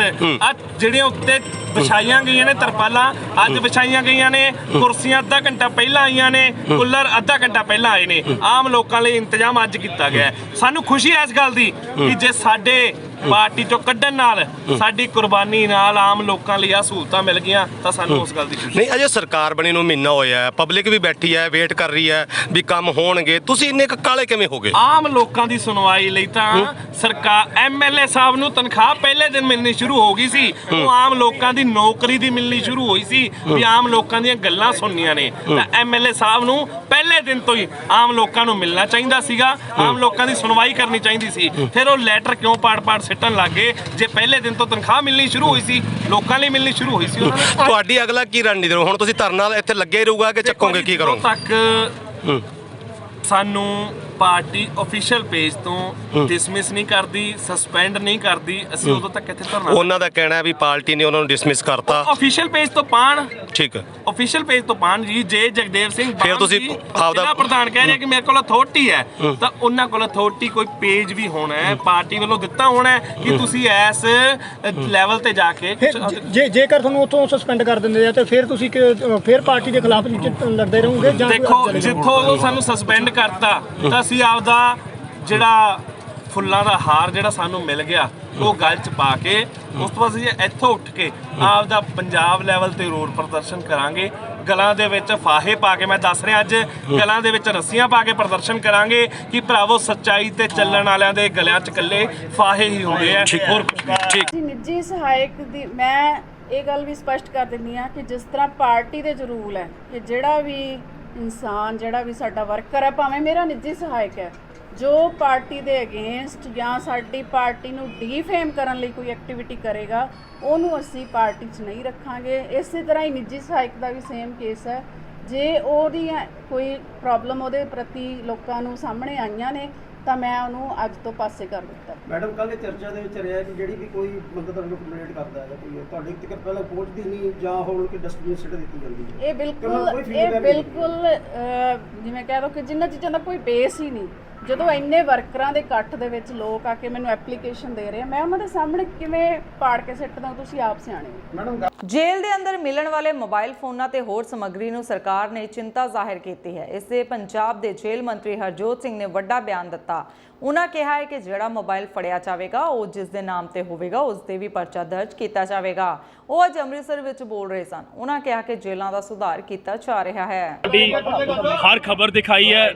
ਮੀਡੀਆ ਇੱਕ ਬਹੁਤ ਇੰਪੋਰਟੈਂਟ ਸਟੰਪ ਹੁੰਦਾ। ਤੁਸੀਂ ਆਪਣੀ ਡਿਊਟੀ ਨਿਭਾ ਰਹੇ ਹੋ ਤੇ ਤੁਹਾਨੂੰ ਪਤਾ 1 ਮਹੀਨਾ ਹੋ ਚੁੱਕਿਆ ਨਵੀਂ ਸਰਕਾਰ ਆਏ ਨੂੰ।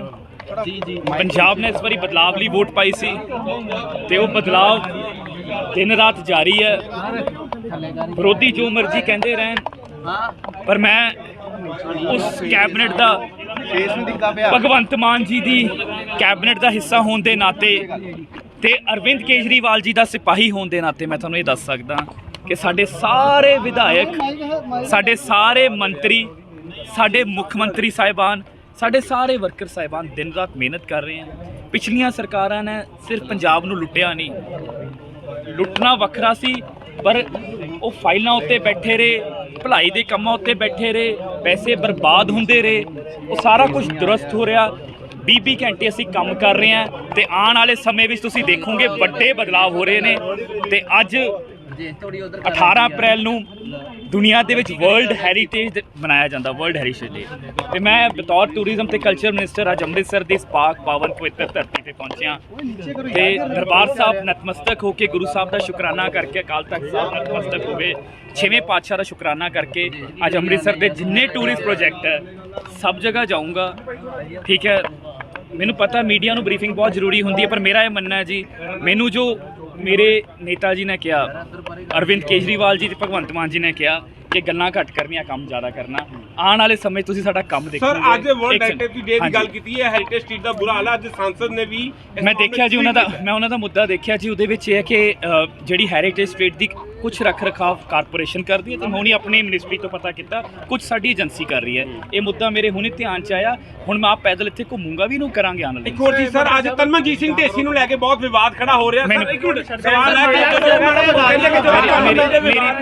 ਆਪਾਂ ਗੱਲ ਕਰੀਏ ਟੂਰਿਸਟ ਦੀ 2 ਲੱਖ ਦੇ ਕਰੀਬ ਟੂਰਿਸਟ ਜਿਹੜਾ ਅੰਮ੍ਰਿਤਸਰ ਨੂੰ ਹੋ ਚੁੱਕਾ, ਪਰ ਉਹ ਸਹੂਲਤਾਂ ਨਹੀਂ ਮਿਲ ਰਹੀਆਂ ਜਿਹੜੀਆਂ ਟੂਰਿਸਟ ਨੂੰ ਮਿਲ ਕਰਾਂਗੇ ਤੁਸੀਂ। ਮੈਂ ਤੁਹਾਨੂੰ ਲੈ ਕੇ ਜੋ ਵਿਵਾਦ ਹੈ, ਇੱਕ ਸੈਕਿੰਡ ਰੁਕ ਜਾਓ ਜੀ। ਪਹਿਲਾਂ ਜੇਲ੍ਹਾਂ ਦੇ ਵਿੱਚ ਮੋਬਾਈਲ ਫੋਨ ਬਰਾਮਦ ਹੁੰਦੇ ਨੇ, ਕੀ ਕਹਿਣਾ ਚਾਹੋਗੇ? ਜੇਲ੍ਹਾਂ ਦੇ ਵਿੱਚ ਜੀ ਵੱਡੀ ਕਾਰਵਾਈ ਚੱਲ ਰਹੀ ਹੈ। ਅਸੀਂ ਆਉਣ ਵਾਲੇ ਦਿਨਾਂ ਵਿੱਚ ਅੰਕੜੇ ਵੀ ਦੇਖਾਂਗੇ। ਮੈਂ ਖੁਦ ਹੀ ਚਿੱਠੀ ਲਿਖੀ ਸੀ, ਮੀਡੀਆ ਨੇ ਚਲਾਇਆ ਵੀ ਸੀ। ਜੇਲ੍ਹਾਂ ਦੇ ਵਿੱਚ ਸੈਨੀਟਾਈਜੇਸ਼ਨ ਡਰਾਈਵ ਚੱਲ ਰਹੀ ਹੈ ਸਾਡੇ ਵੱਲੋਂ। ਹਰ ਰੋਜ਼ ਜੇਲ੍ਹਾਂ 'ਚ ਧੜਾਧੜ ਚੈਕਿੰਗ ਹੋ ਰਹੀ ਹੈ ਤੇ ਮੈਂ ਐਗਜ਼ੈਕਟ ਅੰਕੜੇ ਤੁਹਾਡੇ ਸਾਹਮਣੇ ਕੁਝ ਦਿਨਾਂ 'ਚ ਲੈ ਕੇ ਆਵਾਂਗੇ ਕਿ ਪਿਛਲੇ 15 ਦਿਨਾਂ 'ਚ ਕਿੰਨੇ ਅਸੀਂ ਮੋਬਾਈਲ ਫੋਨ ਕਰੇ। ਕਿਉਂਕਿ ਸਾਡਾ ਇੱਕ ਕਮਿਟਮੈਂਟ ਹੈ। ਮੈਂ ਜਿਸ ਦਿਨ ਸਹੁੰ ਚੱਕੀ ਸੀ ਕਮਿਟਮੈਂਟ ਲਈ ਸੀ ਕਿ 6 ਮਹੀਨੇ 'ਚ ਜੇਲ੍ਹਾਂ ਨੂੰ ਮੋਬਾਈਲ ਫ੍ਰੀ ਕਰ ਦਾਂਗੇ, ਮੋਬਾਈਲ ਸਾਫ਼ ਕਰ ਦਾਂਗੇ। ਉਸੇ ਡਰਾਈਵ ਦੇ ਤਹਿਤ ਜੇਲ੍ਹਾਂ ਦੇ ਵਿੱਚੋਂ ਵੱਖ-ਵੱਖ ਮੋਬਾਈਲ ਨਸ਼ੇ ਮੋਬਾਈਲ ਹਲੇ ਅੰਦਰ ਹੈਗੇ ਜੀ ਤੁਹਾਡੇ ਸਾਹਮਣੇ। ਦੇਖੋ ਪਤਾ ਕੀ ਹੈ, ਪਿਛਲੀ ਸਰਕਾਰਾਂ ਨੇ ਟੈਕਨੋਲੋਜੀ ਲਾਈ ਨਹੀਂ ਹੈ। ਕੋਈ ਮੋਬਾਈਲ ਥਰੂ ਕੰਧਾਂ ਦੇ ਪਾਰਕ ਉਹ ਵੀ ਜਿੰਨਾ ਵੀ ਹੈ ਉਹ ਸਾਰਾ ਕੁਝ ਕਰਵਾ ਰਿਹਾ ਤੇ ਅੱਗੇ ਤੋਂ ਇੱਕ ਚੀਜ਼ ਹੋਰ ਧਿਆਨ ਰੱਖ ਰਹੇ ਹਾਂ ਅਸੀਂ। ਜਿਹੜੇ ਮੋਬਾਈਲ ਫੋਨ ਜੇਲ੍ਹਾਂ 'ਚੋਂ ਫੜੇ ਜਾਣਗੇ ਉਹਨਾਂ ਦਾ ਸਿਮ ਕਾਰਡ ਜਿਨ੍ਹਾਂ ਬੰਦਿਆਂ ਦੇ ਨਾਮ ਤੇ ਹੋਊਗਾ, ਉਹ ਮੋਬਾਈਲ ਜਿਸ ਉਹਨਾਂ ਤੇ ਕਾਰਵਾਈ ਹੋਊਗੀ। ਮੋਬਾਈਲ ਵੀ ਜਿਨ੍ਹਾਂ ਦਾ ਜਿਨ੍ਹਾਂ ਦੇ ਮੋਬਾਈਲ ਤੇ ਜਿਨ੍ਹਾਂ ਦੇ ਨਾਮ ਤੇ ਸਿਮ ਕਾਰਡ ਜੇਲ੍ਹਾਂ 'ਚੋਂ ਫੜੇ ਜਾਣਗੇ ਉਹਨਾਂ ਤੇ ਵੀ ਅਸੀਂ ਪਰਚੇ ਦੇਵਾਂਗੇ। ਅੰਦਰ ਕਿੱਦਾਂ ਜਾਂਦਾ ਫਿਰ ਮੋਬਾਈਲ ਅੰਦਰ ਕਿੱਦਾਂ ਜਾਂਦਾ ਸਰ? ਬਹੁਤ ਕੁਛ ਹੈ ਜੀ, ਜੇਲ੍ਹਾਂ ਅਫਸਰ ਵੀ ਅਫਸਰ ਵੀ ਇਨਵੋਲਵ ਹੋਣਗੇ, ਕਾਰਵਾਈ ਕਰ ਰਹੇ ਹਾਂ ਜੀ। ਅਫਸਰਾਂ ਦੀ ਵੀ ਕਾਰਵਾਈ ਕਰੋਗੇ? ਅਫਸਰਾਂ ਦੇ ਉੱਤੇ ਕਾਰਵਾਈ ਹੋਈ ਹੈ, ਤੁਸੀਂ ਅੱਜ ਵੀ ਦੇਖਿਆ ਹੋਊਗਾ ਖਬਰਾਂ 'ਚ। ਇੱਕ ਸਾਬਕਾ ਜੇਲ੍ਹ ਸੁਪਰੀਡੈਂਟ ਸੀਗੇ, ਉਹਨਾਂ ਦੇ ਉੱਤੇ FIR ਕਰ ਦਿੱਤੀ ਗਈ ਹੈ। ਹੋਰ ਵੀ ਜਿੰਨੇ ਵੀ ਇੱਦਾਂ ਦੇ ਦਾਗੀ ਅਫਸਰ ਜਾਂ ਅਫਸਰ ਜਿਨ੍ਹਾਂ ਦਾ ਰੂਲ ਪਾਇਆ ਜਾਊਗਾ, ਇਹਦੇ ਵਿੱਚ ਕਿਸੇ ਨੂੰ ਬਖਸ਼ਿਆ ਨਹੀਂ ਜਾਊਗਾ। ਨੋ ਮਰਸੀ ਐਟ ਆਲ, ਕਿਸੇ ਨੂੰ ਬਖਸ਼ਿਆ ਨਹੀਂ ਜਾਊਗਾ। ਕਪੂਰਥਲਾ ਪੁਲਿਸ ਨੇ ਇੱਕ ਜਾਣਕਾਰੀ ਤਹਿਤ ਕੀਤੀ ਗਈ ਰੇਡ ਵਿੱਚ 505 ਪੇਟੀ ਅਵੈਧ ਸ਼ਰਾਬ ਫੜਨ ਵਿੱਚ ਸਫਲਤਾ ਹਾਸਲ ਕੀਤੀ ਹੈ। ਕਪੂਰਥਲਾ ਪੁਲਿਸ ਨੇ ਆਬਕਾਰੀ ਇੰਸਪੈਕਟਰ ਕੁਲਵੰਤ ਸਿੰਘ ਨੂੰ ਨਾਲ ਲੈ ਕੇ ਗੋਡਾਊਨ ਤੇ ਰੇਡ ਕੀਤਾ ਗਿਆ ਤੇ ਜੋ ਬੰਦ ਪਏ ਗੋਡਾਊਨ ਵਿੱਚ ਭਾਰੀ ਮਾਤਰਾ ਵਿੱਚ ਦੇਸੀ ਅਤੇ ਅੰਗਰੇਜ਼ੀ ਸ਼ਰਾਬ ਨਜਾਇਜ਼ ਦੀਆਂ 505 ਪੇਟੀਆਂ ਬਰਾਮਦ ਕੀਤੀਆਂ ਗਈਆਂ ਹਨ। ਸਰ ਕੀ ਤੁਹਾਡੀ ਡੈਡੀਕੇਸ਼ਨ ਆ ਤੇ ਅੱਜ ਕਿਹੜੀ ਤੁਸੀਂ ਵੱਡੀ ਕਾਰਵਾਈ ਕੀਤੀ ਹੈ? ਦੇਖੋ ਜੀ, ਮਾਨਯੋਗ SSP ਸਾਹਿਬ ਕਪੂਰਥਲਾ ਵੱਲੋਂ ਨਸ਼ਿਆਂ ਦੇ ਖਿਲਾਫ ਜਿਹੜੀ ਉਹ ਜੰਗੀ ਪੱਧਰ ਤੇ ਜਿਹੜੀ ਮੁਹਿੰਮ ਵਿੱਢੀ ਹੋਈ ਆ, ਜਿਨ੍ਹਾਂ ਦੀ ਕਮਾਂਡ ਜਿਹੜੀ ਆ ਸ਼੍ਰੀ ਜਗਜੀਤ ਸਿੰਘ ਸਰੋਆ SP ਤਫਤੀਸ਼ ਕਰ ਰਹੇ ਨੇ। ਸਾਨੂੰ ਇੱਕ CA ਸਟਾਫ ਕਪੂਰਥਲਾ ਨੂੰ ਬਹੁਤ ਹੀ ਵੱਡੀ ਸਫਲਤਾ ਹਾਸਲ ਹੋਈ ਕਿ ਜਦੋਂ ਸਾਨੂੰ ਇੱਕ ਇਨਫੋਰਮੇਸ਼ਨ ਮਿਲੀ ਕਿ ਸੁਣਨਾ ਲੱਗੇ ਇੱਕ ਗਡਾਊਨ ਬਣਾਇਆ ਹੋਇਆ, ਉਹਦੇ ਵਿੱਚ ਕਾਫੀ ਮਕਦਾਰ ਦੇ ਵਿੱਚ ਜਿਹੜੀ ਆ ਉਹ ਸ਼ਰਾਬ ਜਿਹੜੀ ਆ ਉਹ ਨਜਾਇਜ਼ ਪਈ ਹੋਈ ਆ। ਜਿਹੜਾ ਮੈਂ ਕੱਲ ਉੱਥੇ ਮੌਕੇ ਤੇ ਜਾ ਕੇ ਅਸੀਂ ਉਹ ਗਡਾਊਨ ਨੂੰ ਚੈੱਕ ਕੀਤਾ। ਚੈੱਕ ਕਰਨ ਉਪਰੰਤ ਉਹਦੇ ਵਿੱਚੋਂ ਬੜੀ ਵੱਡੀ ਖੇਪ ਸਾਨੂੰ ਜਿਹੜੀ ਆ ਉਹ ਸ਼ਰਾਬ ਦੀ ਮਿਲੀ, ਜਿਹੜੀਆਂ ਹਾਲ ਗਿਣਤੀ ਕੀਤੀ ਤਾਂ 505 ਪੇਟੀਆਂ ਜਿਹੜੀਆਂ ਉਹ ਸ਼ਰਾਬ ਦੀਆਂ ਸਾਨੂੰ ਬਰਾਮਦ ਹੋਈਆਂ ਨੇ। ਤੇ ਕੀ ਆ ਹੁਣ ਤੁਸੀਂ ਕਿਹੜੀ ਸ਼ਰਾਬ ਇਹ ਫੜ ਹੋਈ ਤੇ ਕਿਹੜੀ ਮਿੱਲ ਦੀ ਸੀ ਇਹ ਸ਼ਰਾਬ? ਇਹ ਸ਼ਰਾਬ ਤਾਂ ਪੰਜਾਬ ਦੇ ਵਿੱਚ ਹੀ ਸਪਲਾਈ ਹੋਈ ਆ, ਲੇਕਿਨ ਇਹ ਮਿੱਲ ਬਾਰੇ ਅਸੀਂ ਪਤਾ ਲਾਵਾਂਗੇ, ਇਹਨਾਂ ਦੇ ਬਿੱਲ ਵੀ ਦੇਖਾਂਗੇ। ਇਹ ਠੇਕੇਦਾਰ ਨੇ ਮਰਵਾਹਾ ਵਾਈਨ ਕੰਪਨੀ ਆ, ਉਹਨਾਂ ਦੀ ਸ਼ਰਾਬ ਹੈ, ਉਹ ਬਰਾਮਦ ਕੀਤੀ ਆ। ਉਹਦੇ ਮਾਲਕ ਦੇ ਖਿਲਾਫ ਵੀ ਅਸੀਂ ਪਰਚਾ ਦਰਜ ਕਰਤਾ ਆ। ਉਹਦਾ ਇੱਕ ਏਰੀਆ ਇੰਚਾਰਜ ਆ ਮਨੀ ਠਾਕਰ, ਜਿਹੜਾ ਏਰੀਆ ਨੂੰ ਦੇਖਦਾ ਸੀਗਾ, ਉਹ ਵੀ ਕੱਲ ਉੱਥੇ ਮੌਕੇ ਤੇ ਪੁੱਜ ਗਿਆ ਸੀਗਾ। ਉਹ ਵੀ ਕਾਗਜ਼ ਪੱਤਰ ਕੋਈ ਨਹੀਂ ਦਿਖਾ ਸਕਿਆ, ਉਹਨੂੰ ਹੀ ਕੱਲ ਅਰੈਸਟ ਕਰ ਲਿਆ ਸੀ, ਮੌਕੇ ਤੇ ਗ੍ਰਿਫਤਾਰ ਕਰ ਲਿਆ ਸੀ। ਇਹਨਾਂ ਦੇ ਖਿਲਾਫ ਅਸੀਂ ਮੁਕੱਦਮਾ ਨੰਬਰ 37 ਜਿਹੜਾ ਉਹ ਦਰਜ ਕਰਕੇ ਐਕਸਾਈਜ਼ ਐਕਟ ਦੇ ਤਹਿਤ ਜਿਹੜਾ ਉਹ ਥਾਣਾ ਸਦਰ 'ਚ ਦਰਜ ਕੀਤਾ।